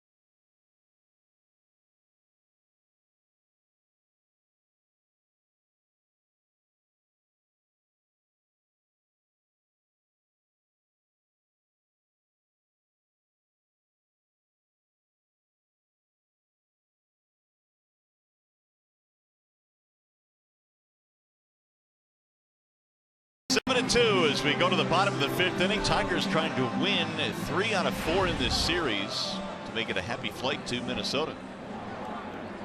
And they will have Jared Saltalamacchia to lead things off. Salty and then Iglesias and Ghost. I find myself as we get deeper and deeper into the season and just thinking about calling him Salty, and that's it. Why not? It's just so much easier. I know a lot of people don't like nicknames, but Salty is just so much easier. How about that? A base hit to right center, maybe more. Let's see. He's going to try for 2 as it gets by Reddick and goes to the wall. Now he's going to go to third. Salty huffing and puffing and dives into third base. Ooh, that piano jumped on his back about halfway between second and third, but he got there. Didn't it though? He started tumbling. The legs got heavy. Yeah, he's not used to that. Good for him. A couple of strikeouts against the starter today. Bassett gets a 4-seam fastball up and rips it into the gap. And once it misplayed by Reddick, Saltalamacchia, once he rounded first, he got to second. Now he's thinking 3, and then that piano jumped on his back right there. Infield coming in now for the Athletics. Here's a ball inside to Jose Iglesias.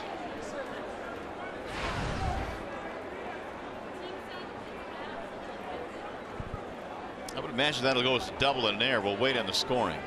Still waiting on the scoring on that. And a strike called on the inside part of the plate. 1-1 on Jose. So Iglesias trying to put the ball in play here and get this run in. Walked, scored a run in the 4th. Inside, 2 balls and 1 strike. Rodriguez is not afraid to pitch inside with that 4-seam fastball, anywhere from 93 to 95 miles an hour.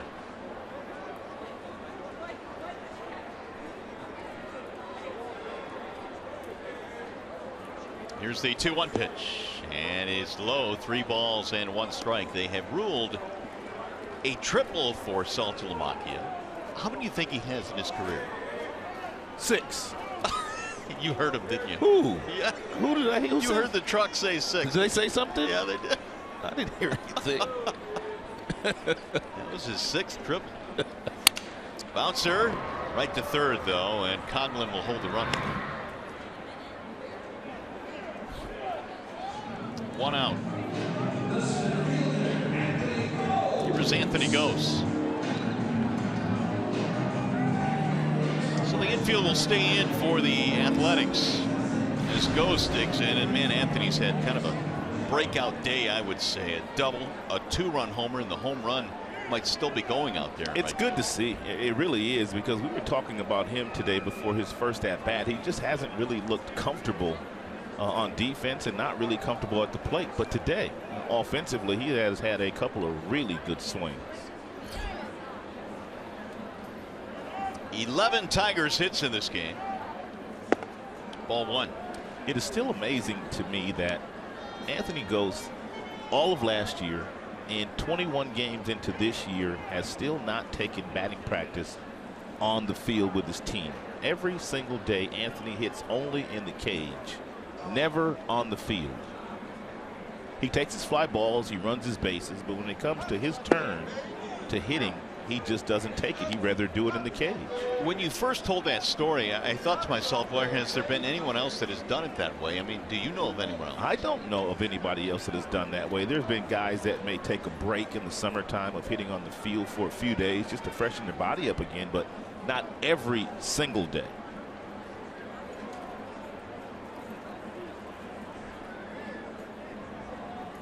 Here's the 1-1 coming home. Fouled away. Here's the Magic Moonshot presented by Magic Window. Fastball that was down, and Anthony Ghost hit it halfway up into the right field stands, and Miguel Cabrera couldn't believe how far that ball went. Here's the other thing about taking BP on the field. As a hitter, wouldn't you want the depth perception of hitting on a field instead of in a cage? It's just fun to hit on the field anyway. Yeah. I mean, you get up a nice lather going. You can hit the balls into the seats. You can have some fun with your teammates. He went around there to strike out. That'll bring up Kinsler now with 2 outs. Second strikeout for Rodriguez after taking over for Bassett, who was bounced out of the game in the fourth.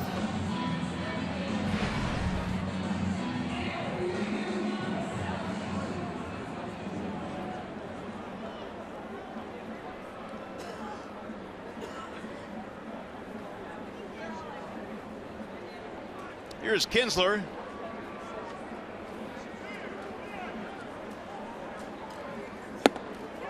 In there, a strike called on Ian. Look at these numbers. Since 2015, 72 multi-hit games. That's a boatload. He's got another one here today, 11 this season.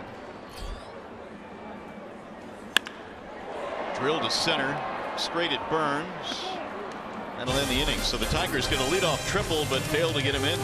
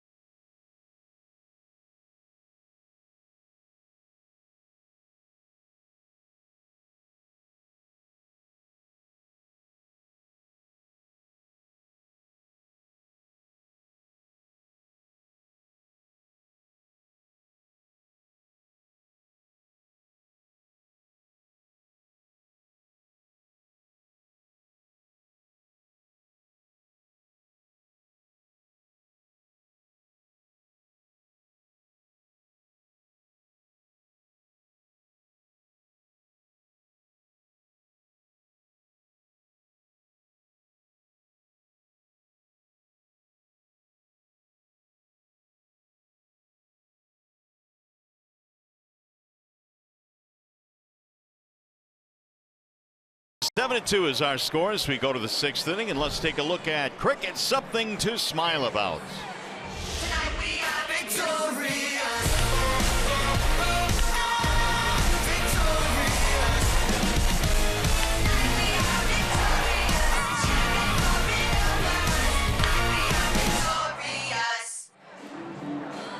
Plenty to smile about here this afternoon. Of course, Miggy's always smiling. He's got that $1 million smile.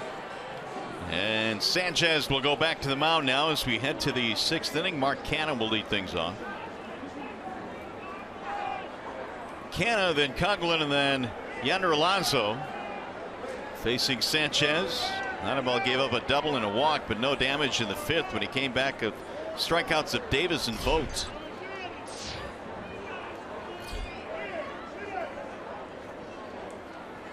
First one is high to Mark Canha. Anibal Sanchez has thrown 95 pitches so far here in the sixth inning.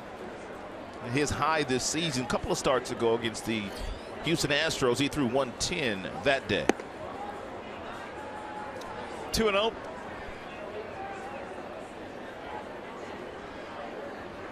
The 8 strikeouts has equaled the season high. Had 8 punch outs against the Astros 2 starts ago. Now they 2-0. Popped up shallow right field for JD Martinez. One gone. We'll bring up Chris Coughlin, who has had a very frustrating series. He really has, and he's showed the frustration every single step of the way. He just does not seem to be getting the calls.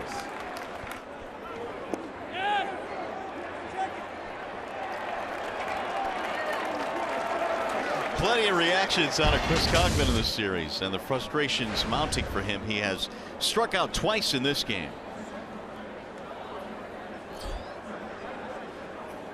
A little bit outside, 1-0.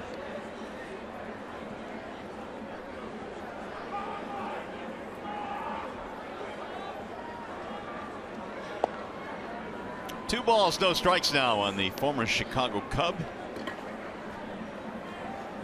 Might be tapped out on reactions.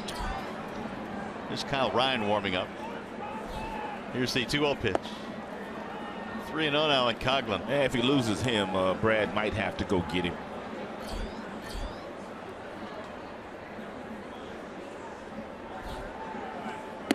Six walks. Whoa, whoa. Wow. So the 1-out base on balls. He's crossed the 100 plateau in pitches, and now 6 base on balls, or bases on balls.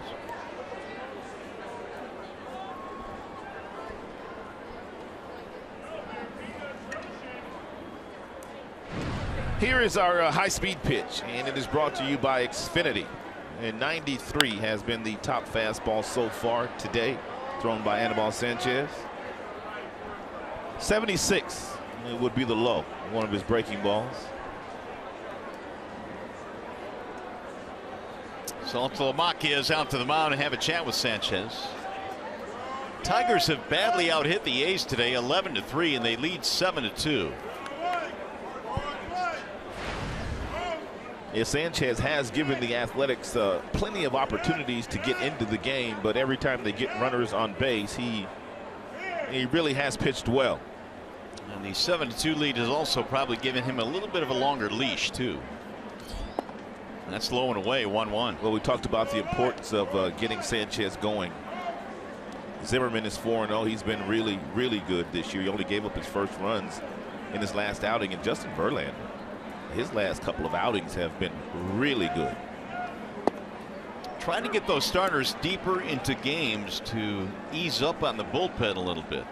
And Verlander had some tremendous action on his two-seam fastball last night, and he also threw a lot of sliders. Verlander, did you see that pitch he threw Billy Butler last night? Ooh, that two-seam fastball.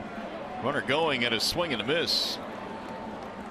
Down on strikes is Alonso, a steal of second base by Coughlin. He threw some really good ones last night. Well, this is the one that stuck out in my mind. It's a two-seamer. Billy Butler's had his number his whole career, but that thing started like it was going to be right down the middle, and it just ran in on Billy. And then this breaking ball here to Coughlin, he threw him a nasty slide piece. Verlander threw 32 sliders in last night's game. Whoa. Yeah, especially to a guy like Butler, who came in batting over 400 against him. That slider has kind of been his go-to breaking ball now. He still has the really good curveball. He still has a deceptive changeup, but he's really starting to like that slider. 9 strikeouts for Sanchez, a season high. He's still quite away from his career high. Remember that game? 17. Atlanta Braves. Yeah, back in 2013. Speaking of the Braves, you see how bad they are? I'm starting to feel bad for him. They have gone 16 games in a row, Mario, without a home run. Not good. 16 games in a row. The team has not hit a home run. Well, they hit. I thought they hit one yesterday. Did they? They broke it? They hit one yesterday, but they lost. I'm pretty sure, but you're probably right. Regardless, they're 4-17. I mean, it's tough to tell your fans, hey, we've got a lot of guys in the minor leagues, and sooner or later they'll be here. But right now, here's the product. He went around. Yeah, I feel bad for Freddie Gonzalez, a good friend of mine. We coached together in the Florida organization. Yeah, but now hard, tough days for Freddie now. Here's the 2-2. That'll get away from Saltalamacchia. The runner advances. That'll be a wild pitch. I mean, that'll be a pass ball. Coughlin moves up.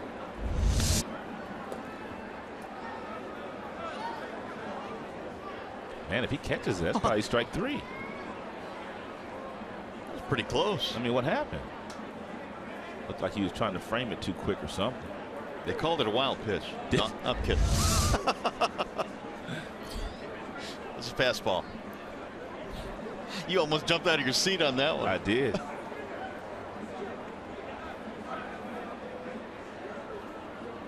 Here's the 3-2. Fouled away. Marcus Semien, a fly ball and a strikeout in this game. Here are the numbers on Sanchez. 111 is the total now.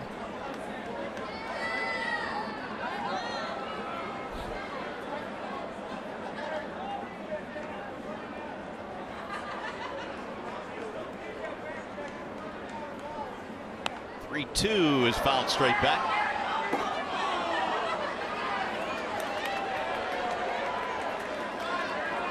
Well, he's had a season high in the strikeout category, but unfortunately the walk category as well. That 6 might be a career high too. I can't imagine Anibal Sanchez walking more than 6 in any game.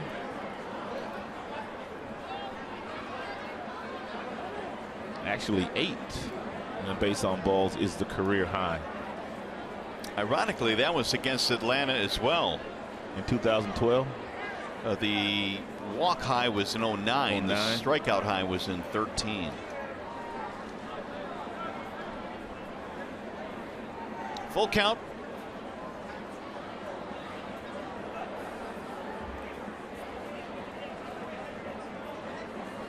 And Semien not making it easy on him.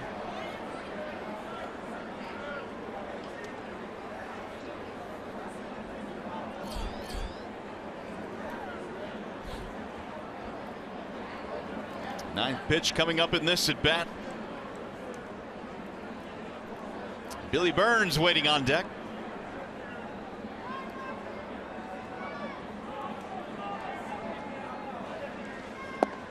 And he lost him another walk.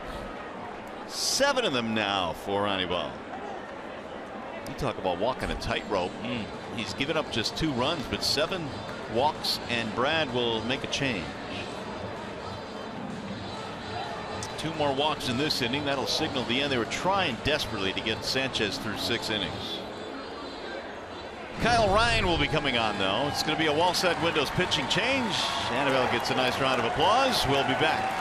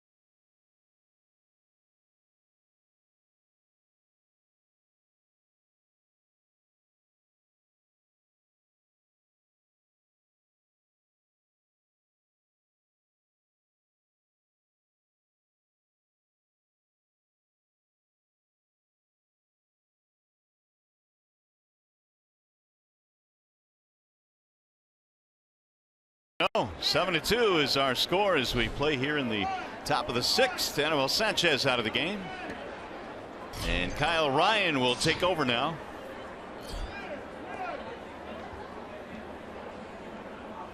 Seven runs, 11 Tigers hits, 2 runs, 3 hits for the A's, but they've drawn 7 walks.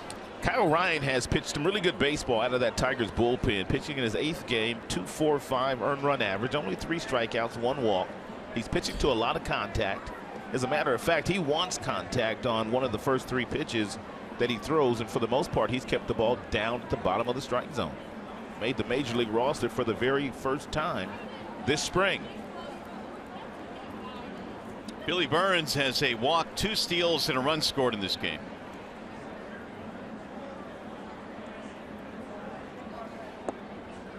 There's a strike call. The A's trying to climb back in via the 2 walks here in the 6th. Couple different fastballs thrown by Ryan. Tops out at about 90 with his four-seamer. He also will cut the fastball. He has a slider and also a changeup. Numbers on Sanchez not yet complete. The 2 runners are his. Ryan trying to strand him. Here's the 0-1.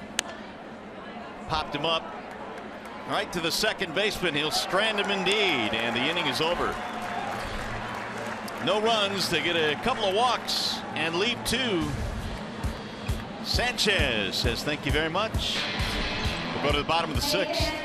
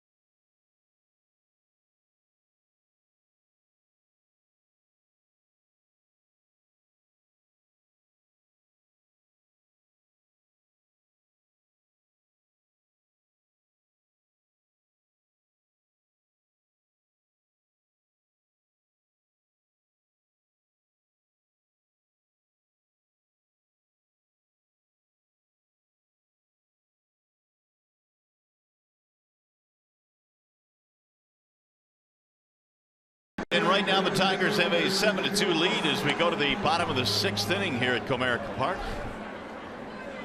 Kyle Ryan, a nice job of stranding a couple of runners. The day is complete for Anibal Sanchez.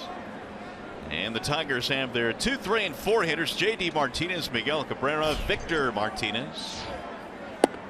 Check swing strike on J.D. Single, a walk, and a run scored in this game.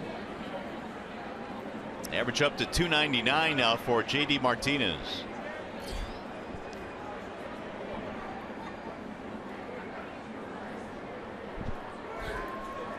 Here's the 0-1 pitch.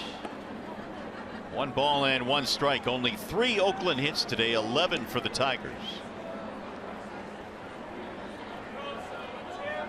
Second straight game the Tigers have knocked out the A's starting pitcher early. They got to Sonny Gray early last night. He lasted only 2 innings. Bassett went a little bit deeper today, but they got him out in the 4th. Yeah, we were talking about this a couple of innings ago. The fact that they've already beaten Jose Fernandez this year, Garrett Cole this year, Luis Severino as well, and now Sonny Gray. So they beat 4 really good power pitchers. We've always talked about the Tigers have a good fastball hitting team. I thought the Tigers last night had some really good at bats against Sonny Gray. They were patient with him. Yeah, they made him get the ball in the strike zone, and then once he got it in the strike zone, they didn't miss the fastballs that he threw when he fell behind. His last couple of starts prior to last night, though, he had to go up against the Kansas City Royals and also the Toronto Blue Jays. So I thought Bob Melvin in last night's game recognized that his ace simply didn't have it, and he got him out of the game early. That's a good point. 2 really good offenses, and then of course against the Tigers last night, and preserved some of the bullets in his arm. After 2 innings, Bob Melvin took him out. 3-2 on J.D. Martinez. Doesn't seem like Bob's been in Oakland for 6 years already. No, not at all. And ball 4 inside. Tigers get the leadoff man. What's going on around the league? Did you see, Rod, that Trevor Story homered again? You know what? That's just an amazing story. 9th home run in the month of April. Houston Street with an oblique problem. The Angels reliever, and the White Sox, we touched on them. They are 16-6. Man, they just rolled into Toronto and swept the Blue Jays. They have won 6 games in a row and 16 wins. That paces the majors. Well, and you point to their pitching staff. You might have saw or seen that last note, 2.24 ERA. Now, whether they can get that done as the summer progresses and we get deeper into the baseball season, we shall see. But this is what the White Sox are looking at right now. They've got a lot of positive things going on right now. Jackson is playing center field for them now. Austin Jackson and Eden, who's a good center fielder, now playing right field, so they've shored up their defense. Jimmy Rollins is a veteran. He's getting some reps at shortstop. Todd Father. Yep, can't forget about him.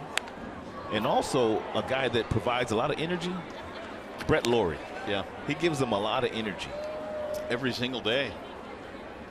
You know what? I also believe too that the whole Adam LaRoche thing with his son in spring training kind of brought that team together, brought that organization together, because since that happened, I mean, they've got 25 guys now pulling in the same direction, and they've played some good baseball. They've gotten off to a great start. It's funny how that works, because I thought that might be something that could be a huge distraction that might carry into the regular season, carry into the month of April, and then maybe get them off to a bad start, but it's had the opposite effect. Yeah, especially as upset as some of the players were in voicing their opinions, but it's brought them together. Here's the 1-2. Get back out of play. And a lot of times in the game of baseball, we've seen this for a number of years. They assembled a pretty good team last year during the hot stove season, did the White Sox, but it did not pan out for them. It did not come to fruition last year. They got off to a slow start offensively and never really recovered. But a lot of those pieces from last year they acquired are playing good baseball today for the White Sox. 1-2 on Miguel. 7-2. Tigers have the lead here in the 6th. Bouncing in, and the runner will try and get to second. The throw is not in time. JD took off immediately and gets in there sliding safely. Just a wonderful job by JD Martinez. It's one of the things the Tigers focused on in spring training. When you take your secondary lead, you get out on that right foot, and then when you see the ball bouncing down toward the dirt, it's a breaking ball. You read it correctly. It's very difficult for the catcher to pick that ball up and throw you out. Look at JD. He does it about as well as you can do it. Wild pitch.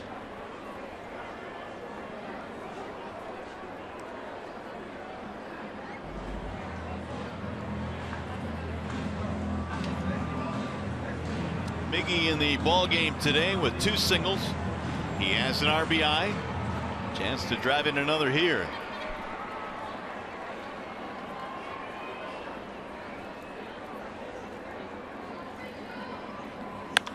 Ground ball sharply to second, gobbled up there by Lowry.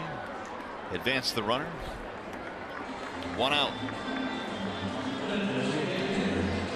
Well, the Tigers will be taking a look at one of their best prospects. He'll be called up to make his major league debut tomorrow against Phil Hughes in Minnesota. That, of course, is Michael Fulmer. Looking forward to watching him pitch in a big league game. He's the Tigers' #1 prospect. They got him in the Yoenis Cespedes deal last year from the Mets.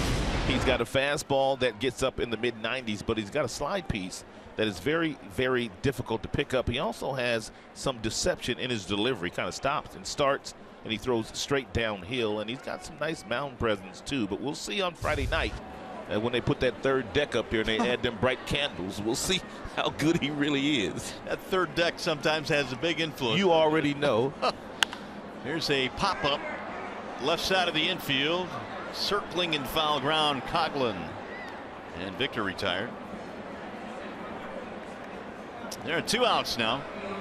What's always fun to see some guys come up from the minor league system and see what they can do, because we always hear so much about what they can do in the minors, and it's going to be fun to watch them against the big league lineup. And Tigers do have some depth now in the minor leagues with the trades that they made in the offseason, and also some of the 6-year free agents that David Chad, the assistant general manager, picked up in the offseason. Now with 2 outs, here is Justin Upton. He got a big hit his last time up. How about another one here with 2 outs? Well, stranger things have happened. I mean, once a guy gets jammed, like he was jammed his last time up and he got a base hit, he fought one off to the right side of the infield for an RBI. All of a sudden, something clicks, and let's hope something clicks with Jay up here soon.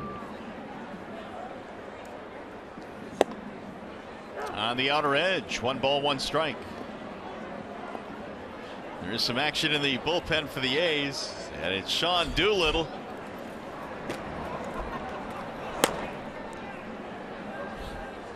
The left-hander tuning up.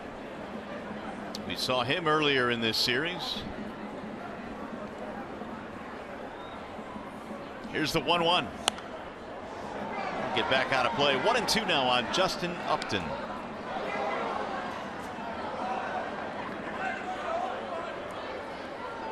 His single back in the 4th produced his 5th RBI of the year. Also snapped an 0 for 11.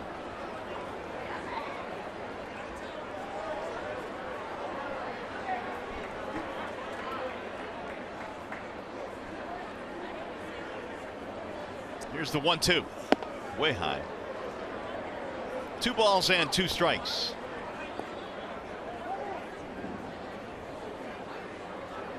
Now time called as the catcher Stephen Vogt goes out to the mound.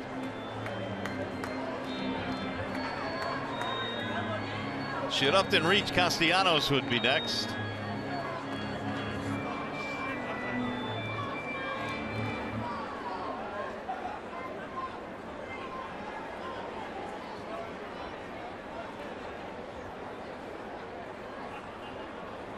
And the 2-2. High, 3 balls and 2 strikes. Rodriguez came on in the 4th, struck out Castellanos to end the inning. A scoreless 5th, and now trying to pitch out of a mini jam here in the 6th.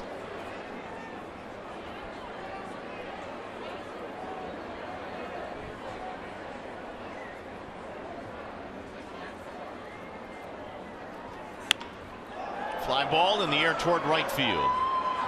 Josh Reddick comes in to make the play, and the side retired. No runs and a walk. 1 man left. We go to the 7th.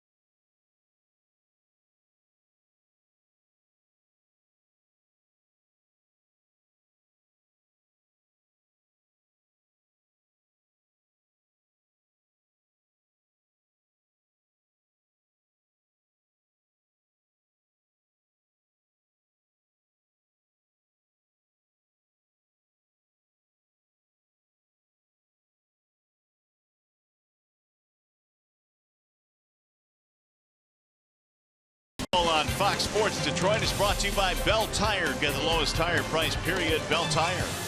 Get Major League coverage. T-Mobile has doubled its 4G LTE in the last year. And by Chevrolet, more than you expect for less than you imagine. Back here at Comerica Park in downtown Detroit. Chilly afternoon for baseball. The temperatures in the 40s today. Some light rain has been falling on and off, but through it all, the Tigers lead 7-2 as we go to the 7th inning. And Jed Lowry will lead things off against Kyle Ryan. Lowry, Reddick, and Chris Davis 2, 3, and 4 in Bob Melvin's lineup. Jed Lowry today double and a walk. Tigers pitching has allowed just 3 hits. Now, however, Sanchez did walk 7, but most of them were left stranded. Bouncer back up the middle. There's a base hit for Jed Lowry. He has been on the bases all series long. Well, you know, in this series we got Saltalamacchia, we've Right. got Zepchinski. Earlier, our man Shepard conducted his own spelling bee with these two guys. SALTMA. I know it's CC something. But no, that's about as close as I can It was a good try. Yeah, I mean, that's. I'm sure if you asked Salty spell my name, it'd probably be the same way. RZEPCZYNSKI. Oh my God, you got it. That's pretty good there by Salty. Yeah, Salty looking at Shep like, what'd you expect? Yeah, I got it. Now, would you have a shot at either one of those names? Maybe Saltalamacchia Yeah. a little easier than Zepchinski for Yeah, sure. We've seen Salty's name quite a few times, so eventually it sticks, but Zepchinski awfully tough. Saltalamacchia 14 letters long, which becomes the longest last name in Tigers history. Swing and a miss. Josh Reddick, the batter. Single and a walk.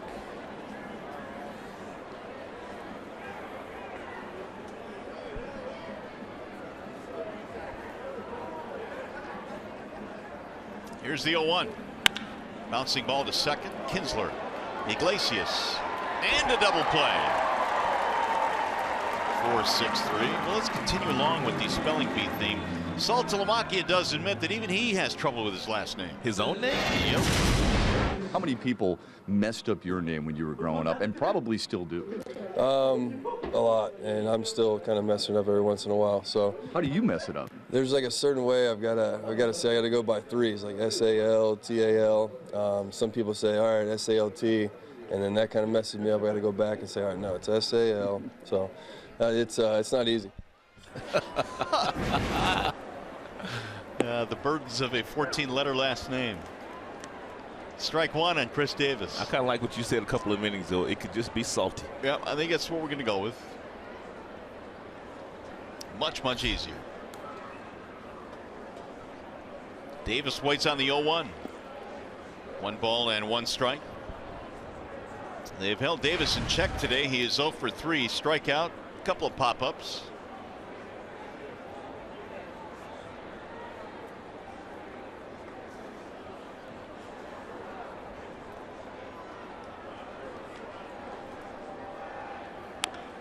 Tapped foul, third base side. 1 ball and 2 strikes. Every time that Chris swings that bat, man, boy, is he trying to do some damage.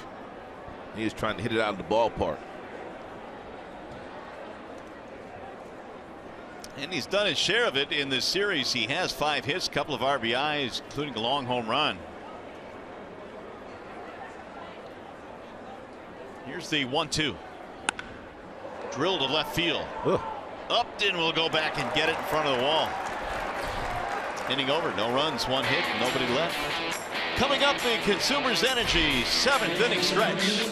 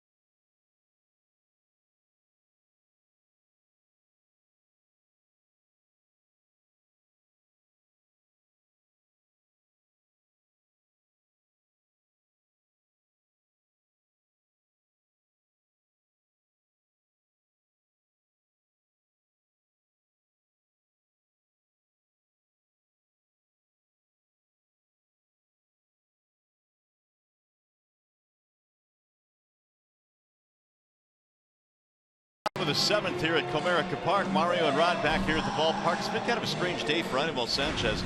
He has looked so really much better, I guess, and dominant at times today, but he also had a ton of walks, but still, in the end, the Tigers have a nice lead. You know, even though he did have the 6 walks, he took some steps further. I mean, he went back to his old delivery. He looked like he was more comfortable. The ball was coming out of his hand very nicely in the first couple of innings, but he does have to correct 6 walks. That's way too many. Here's one other thing I wanted to point out today. Anthony Go's a couple of big at-bats in this game. Really would be nice to get him going. Yeah, because he really hadn't been on track all year, and they really need him in center field to play with the kind of confidence that he has played with here today.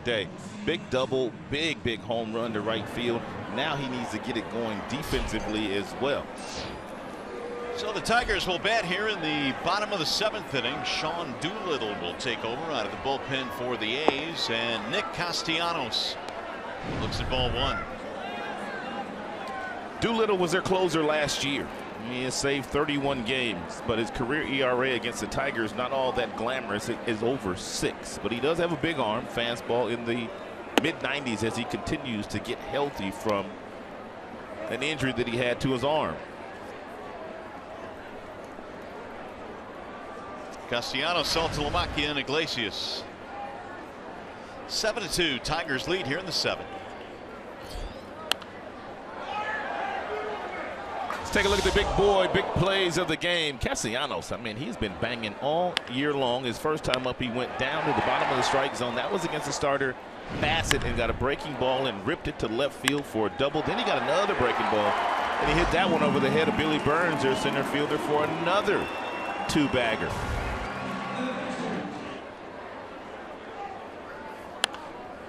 They'll get back out of play. 2 balls and 2 strikes. Ryan Madson now closing games for the Oakland Athletics. Last year, Madson was pitching in middle relief. And for the world champion Kansas City Royals, now the closer for the Oakland A's. That's a wonderful story, though, that Ryan Madson guy. Wonderful story of perseverance. Came back and carved himself out a spot in the big leagues again last year. He turned down, well, he was slow in taking the money that was offered to him when he left Philadelphia after the 2011 season. Papelbon took the money and went to Philadelphia, and then Madson got hurt, and then he went away for 3 years and came back last year and pitched out of the bullpen. Because the Royals always need bullpen help. Yeah, they do. That is fouled away. 3-2 the count. That Royals bullpen still real good, and it's even deeper now with Duffy pitching out of that bullpen. Well, Doolittle's best year in terms of saving ball games happened a couple of years ago. Doolittle saved a total of 22 with the A's in 2014. Has a total of 31 career saves in his big league career. Ground ball foul. That fastball, still a lot of life on it at 95 miles an hour. With 2 more doubles today, Castellanos now has 8 extra base hits this year.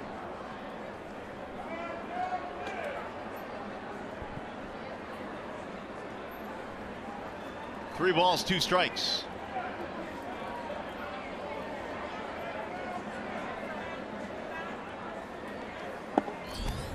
Low and in, and Castellanos on again, a leadoff walk in the 7th.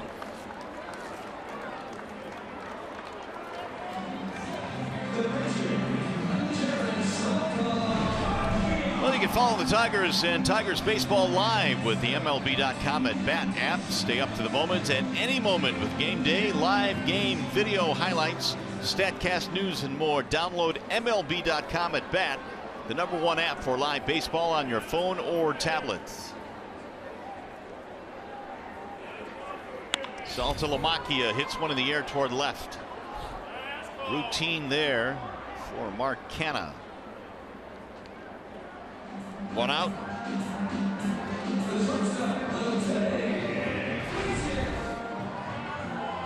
Here is Jose Iglesias.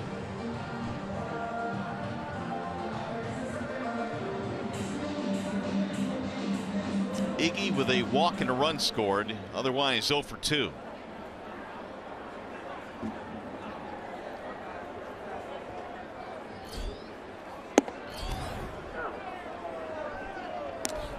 Jose Iglesias this season, through the first 21 games, has taken the first pitch 85% of the time.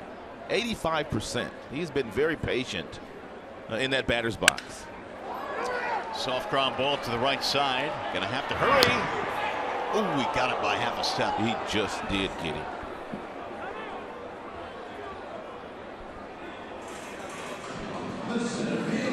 Let's take a look at the Jimmy John's freaky fast delivery of the game as Anthony Ghost strolls to the dish. He's been on one today. Earlier in the contest, he got a fastball up in the strike zone, 3-2 pitch, and whistled it off of the right field wall. One bounce, had to hustle to get a double. Next time up, went down to the bottom of the strike zone and hit a long home run.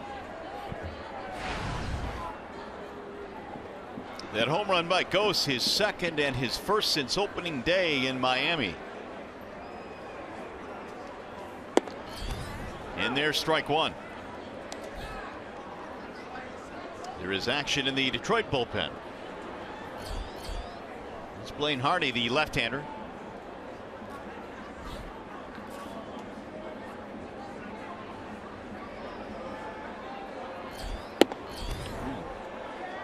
Some gas there from Doolittle.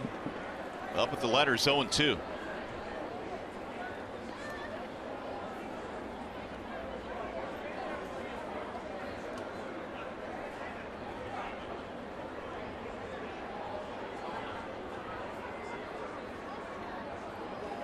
Swing and a miss, and Ghost goes down on strikes. Well, in the inning, no runs, one walk, one left. Tigers baseball presented by Bell Tire.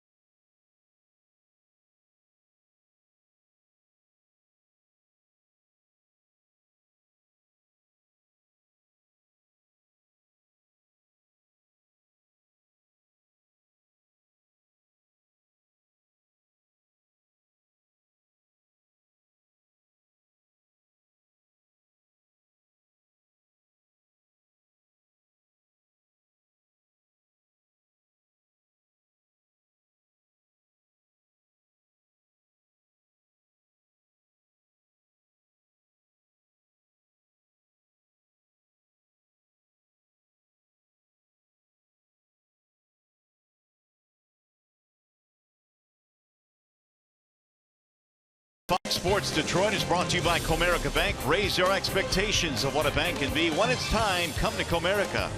Your Metro Detroit Chevy dealers. Visit ChevyDetroit.com. See why Chevy drives the Motor City. And by Wallside Windows, we can do that. We are the factory.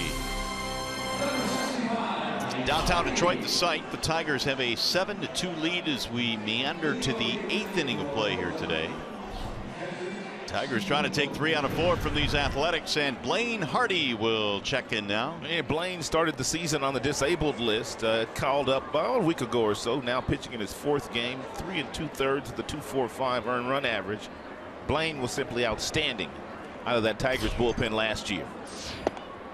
They are shifting for Stephen Vogt, and the first one is in for a strike. Solo shot for Vogt, a homer back in the 4th, the last run that the A's have gotten in this game.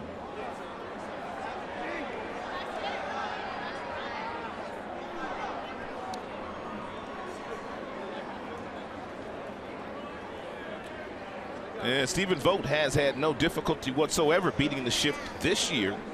And batting average a cool .333. Castellanos on the outfield grass. And the 0-2 missing outside. 1 ball and 2 strikes. If you're Blaine Hardy, you can go a couple different ways now. With 2 strikes, you can expand the strike zone up, change the eye level of Stephen Vogt, or you can simply go back down. Looks like they're going to go up. Oh, he drilled it too. And he did. He didn't get it up high enough. JD on the run. Look at that catch. Well, JD bailed him out. Didn't he, though? He was hammered. Wasn't it, though? Man. He tipping his cap to JD. JD got a great jump on this ball. I didn't think he had a shot to catch it when it left Vogt's bat, but he took a beeline to get there, leaped at the last second and made a real nice running grab. JD's played some nice defense in this series, but then again, that's nothing new. If he doesn't get a good jump, and if he does not take that direct route to get to that ball, he doesn't catch it. He did everything right there. Round of applause from Blaine Hardy. Mark Canha steps in. High, towering fly ball to left field. Upton coming in now. In foul ground, 2 gone.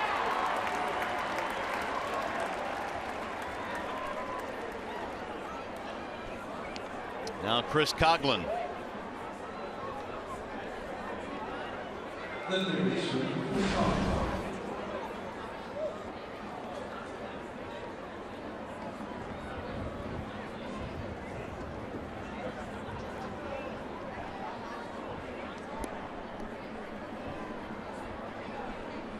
Coghlan is 0 for 2, pair of strikeouts. He's also walked. 7 walks in this game for Aníbal Sanchez. It's not very often a guy walks that many and is in really good shape to get a win. He surrendered just an RBI single and a home run, a solo shot. Sanchez also had 9 strikeouts in this game. 2-0 on Coghlan.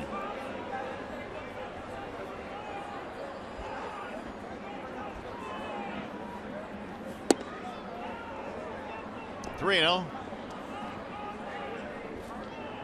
Yikes. That's a tough series. 0 for 12 with 5 strikeouts. In there, 3-1. If he reaches, Yonder Alonso is next. And he will reach. Second walk of the game for Coghlan. That is 8 walks for Tigers pitching in this game. Alonso will not bat. Instead, they'll go to the bench, and that's Billy Butler, who already has a pinch hit double in this series.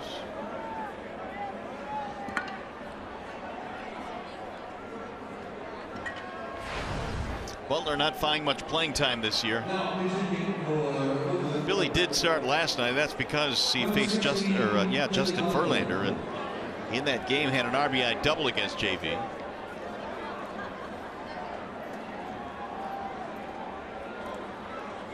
But Verlander won that ball game. 1 strike on Butler. Billy finished his Kansas City Royals career as a .295 hitter. He left 1 year too soon. Yeah. Royals winning the championship. Here's a strike 0-2. Yeah, because for many years, Billy Butler was all they had in Kansas City. Yeah, but then those kids grew up. The Hosmers and the Moustakas and the Canes and the Escobars in that bullpen. And he missed out on a world championship. Well, I guess there is an argument you could make. Would they have won the world championship had he stayed? Because if he did, they probably don't sign Kendrys Morales. That much is very true, and the answer to that is probably not, because Kendrys Morales was spectacular in a Royals uniform. He was a difference maker last year for them. Now the 0-2 from Hardy. Swing and a miss. Down goes Billy Butler. No runs, a walk, 1 left, and a little help from JD. Cutting a ball off in the gap. Nice defensive play for Blaine Hardy.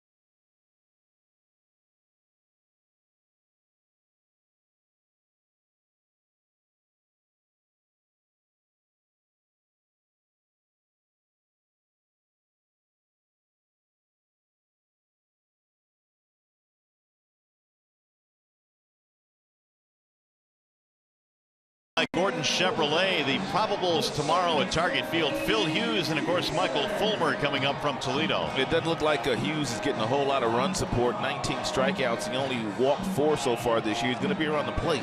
And he really has struggled in his last 4 starts against Detroit. Michael Fulmer, 3 starts down in Toledo, will make his major league debut on Friday night in Minnesota. He came over to the Tigers in the Yoenis Cespedes deal from the New York Mets. Meanwhile, Ian Kinsler just missed a 2-base hit down the left field line. He already has 2 hits in this game. Ryan Madson is the new pitcher now for the A's.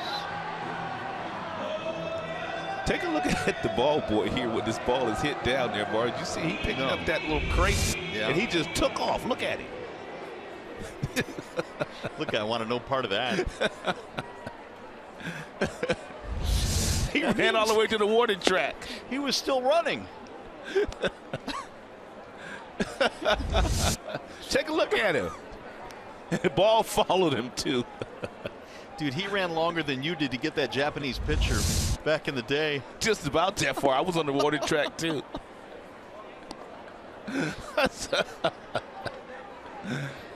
Oh, man. He's still out of breath. 2 balls, 1 strike on Kinsler. Swing and a miss. Well, you talked about the adversity that Madson has had. 2 Tommy John surgeries in his career. Long road to come back from just 1, let alone 2. Here's the 2-2. Low, 3 balls, 2 strikes.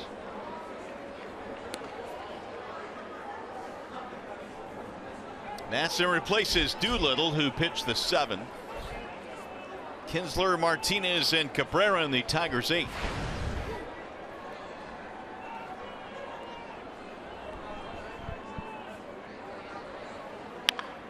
And there's a soft liner right to Coughlin at 3rd. Here is our 1-800-CALL-SAM call of the game. If you missed it, JD Martinez had some heads-up base running earlier in this game. It was a lazy fly ball to outfield, running on 3rd, less than 2 outs. You can't tag up here. But once the ball's thrown home by Canna, take a look at Coughlin. He's the 3rd baseman here. He takes it, and he's going to throw it back towards 2nd base. And then JD Martinez, he reads it. And as soon as he turns to throw to 2nd, JD takes off, and he's home standing up. Really good instincts there by JD. And Martinez walks, single walk. And that run scored that you just saw.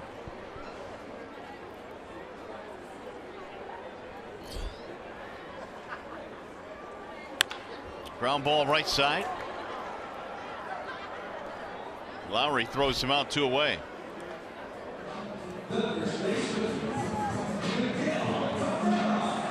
Well, even though he grounded out there, that's 6 times now Martinez on base in the last 2 days from the 2-hole.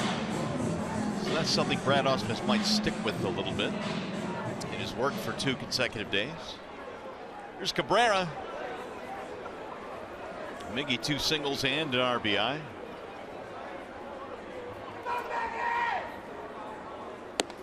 Ball 1 high.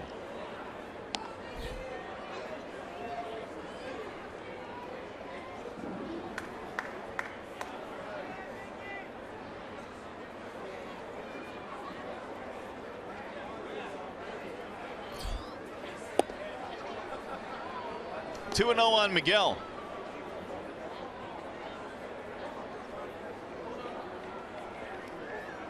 Cabrera started busting out of the early season slump with that 4-hit game on Monday against the A's.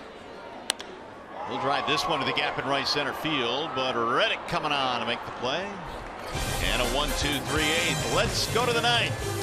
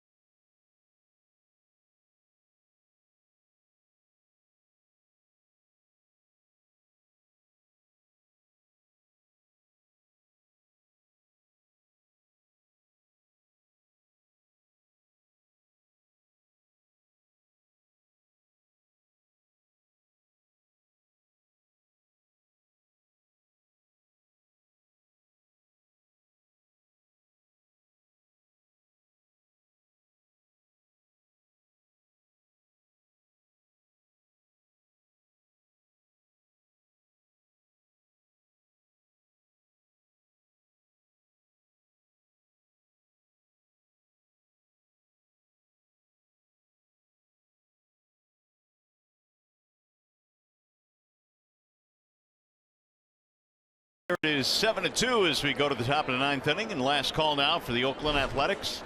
Marcus Semien leads it off and takes ball 1. How about Jake Arrieta, man? He is 20-1, Mario, in his last 24 starts with an ERA of .086 going into this game. Nobody more dominant than Jake Arrieta. Nobody. 20-1, and the only loss was a no-hitter that Cole Hamels threw against him. It's ridiculous how good he is these days. I mean, even the best, the very best, have a stretch where maybe they might have 1 or 2 clunkers. But he's gone through a situation now where he's just unhittable. The 2-1. He has 24 consecutive quality starts. 24 consecutive. The last time it had been done that many times, you got to go back a long, long way. Pretty good. He is the definition of an ace. Ugh. The 2-2 to Semien, ground ball back to the mound. Hardy handles it. 1 away. Let's check in with Matt Shepard now with a preview of today's Tigers Live postgame. Mario, some guys are telling me I look like the Godfather in my outfit. You know what? The Godfather is back in the Fox Sports studios. That's Craig Monroe. He's going to show you a couple of batters for the Tigers who we've seen made some adjustments, and it's really paying dividends. We're going to talk about Anthony Gose, Brad Ausmus, and we're going to, of course, hear from you guys, not only on this game, but a preview of tomorrow against Minnesota. That's coming up on Tigers Live. Back upstairs to a very dry booth with you two A-teamers. Shep, that outfit is scaring me, to be honest with you. Shep's clean now. He is. It looks good. Looks good. Y'all been talking about Shep a lot the last couple of days. You better be careful. Call him the Godfather. He might have some people around here. Now, what kind of people would those be? Come get you. Billy Burns stands in and looks at a strike quickly. 0-2. Burns a walk and run, scored 2 steals in this game.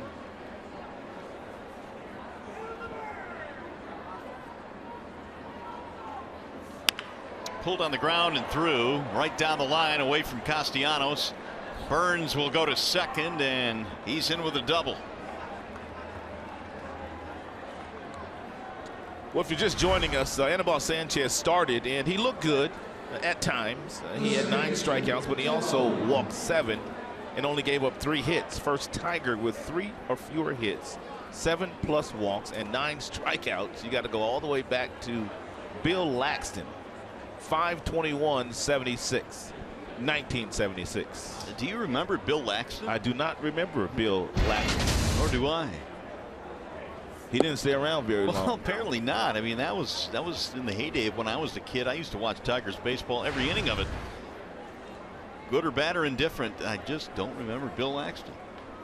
I'm going to have to brush up on my 1976 Tigers. Yeah, so not your typical line today for Anibal Sanchez, but he will take the win for sure.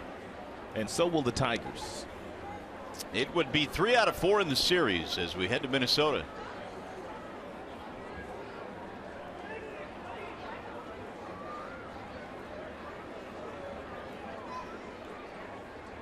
Now Hardy ready with the 1-1 to Jed Lowry. 2-1 the count.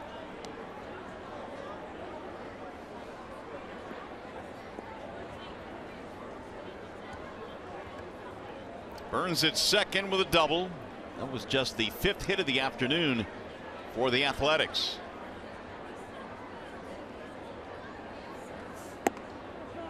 Just off the plate. 3-1. Hardy replaced Kyle Ryan, who pitched the 7th. There's more action now in the Detroit bullpen. Francisco Rodriguez.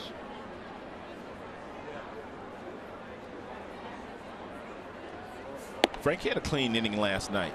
He did. Good to see, too. There's a walk that'll put 2 on. Well, we remind you to support breast health awareness and Pink Out the Park on Mother's Day, May 8th. The Tigers hosting the Rangers at 1:10. Get a ticket plus a special Pink Out the Park t-shirt by purchasing at tigers.com/pinkout. Rich Doobie's out of the dugout. He's going to face Josh Reddick now in a 7-2 ball game.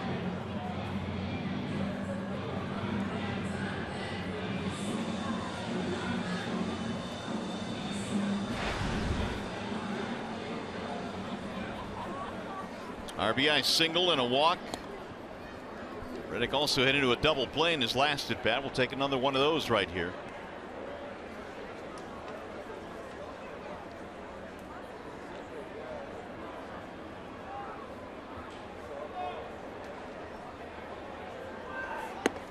Ball one.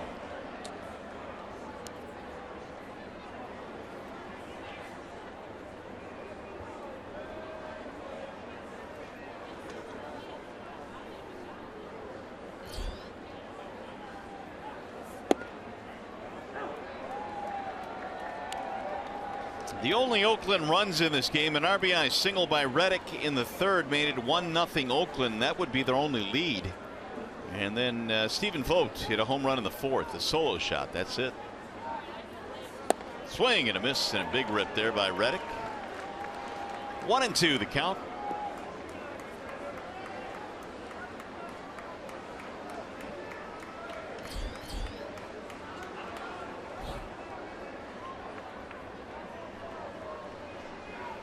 Here's the 1-2. Swing and a miss. Reddick retired.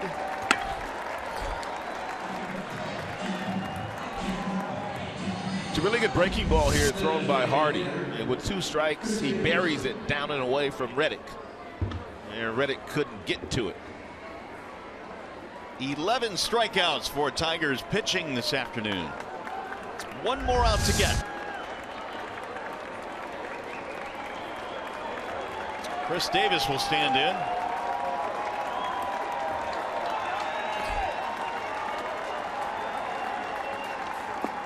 Ball one.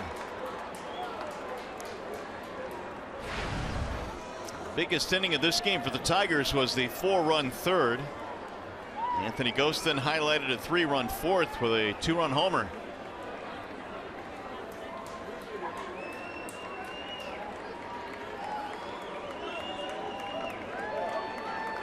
Here's the 1-0. Line drive just out of the reach of Ian Kinsler. That'll get a run in. And that'll leave runners at first and third. Chris Davis with an RBI hit. Yeah, one of the things that we have seen with Chris Davis in this series and really on the road trip for the Oakland Athletics, and when he puts the ball in play, his contact to damage ratio is dangerous. He hits the ball extremely hard.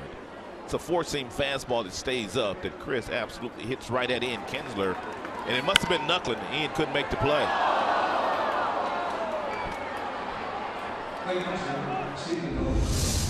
It's going to be it for Blaine Hardy. So he's not going to be able to finish out this ball game, and I'm sure Brad didn't want to do this, but he'll have to go to the bullpen here. With runners at their corners in a 7-3 game now. Francisco Rodriguez coming in. We'll be back.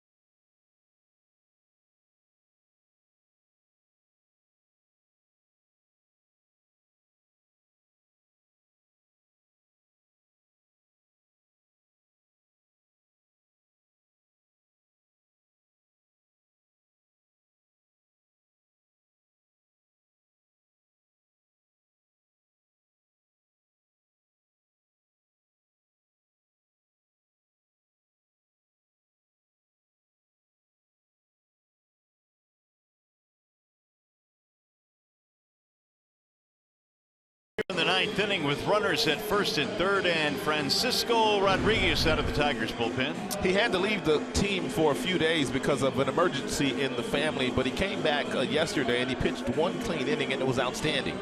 He already has 4 saves this year and 5 opportunities. The earned run average is way up because he got hit around a little bit in his first couple of outings, but I've been very encouraged by the last couple of outings by Francisco Rodriguez. Fastball 88 to 90, maybe 91, but it's that changeup, that change piece that's been an unhittable pitch for him last year and even lately. 2 strikeouts and a flyout in his work last night in the 9th inning. Stephen Vogt will step in. Runner breaks to second, and he'll make it standing up with no throw. A strike is called.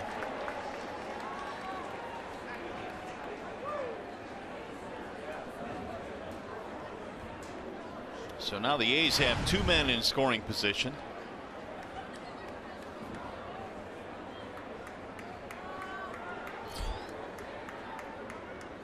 Here's the 0-1. Oh, Frankie quickly ahead now. No balls, 2 strikes.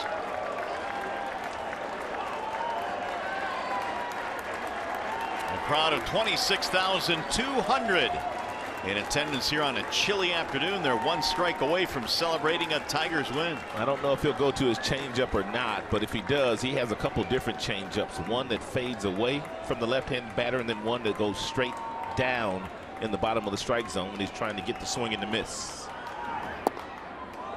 Vogt wasn't biting on that first changeup.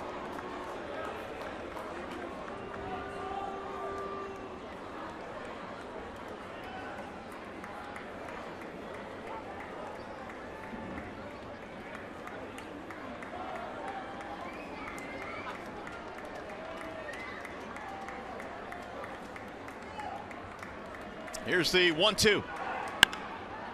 Popped him up. Shallow left. Here comes Upton.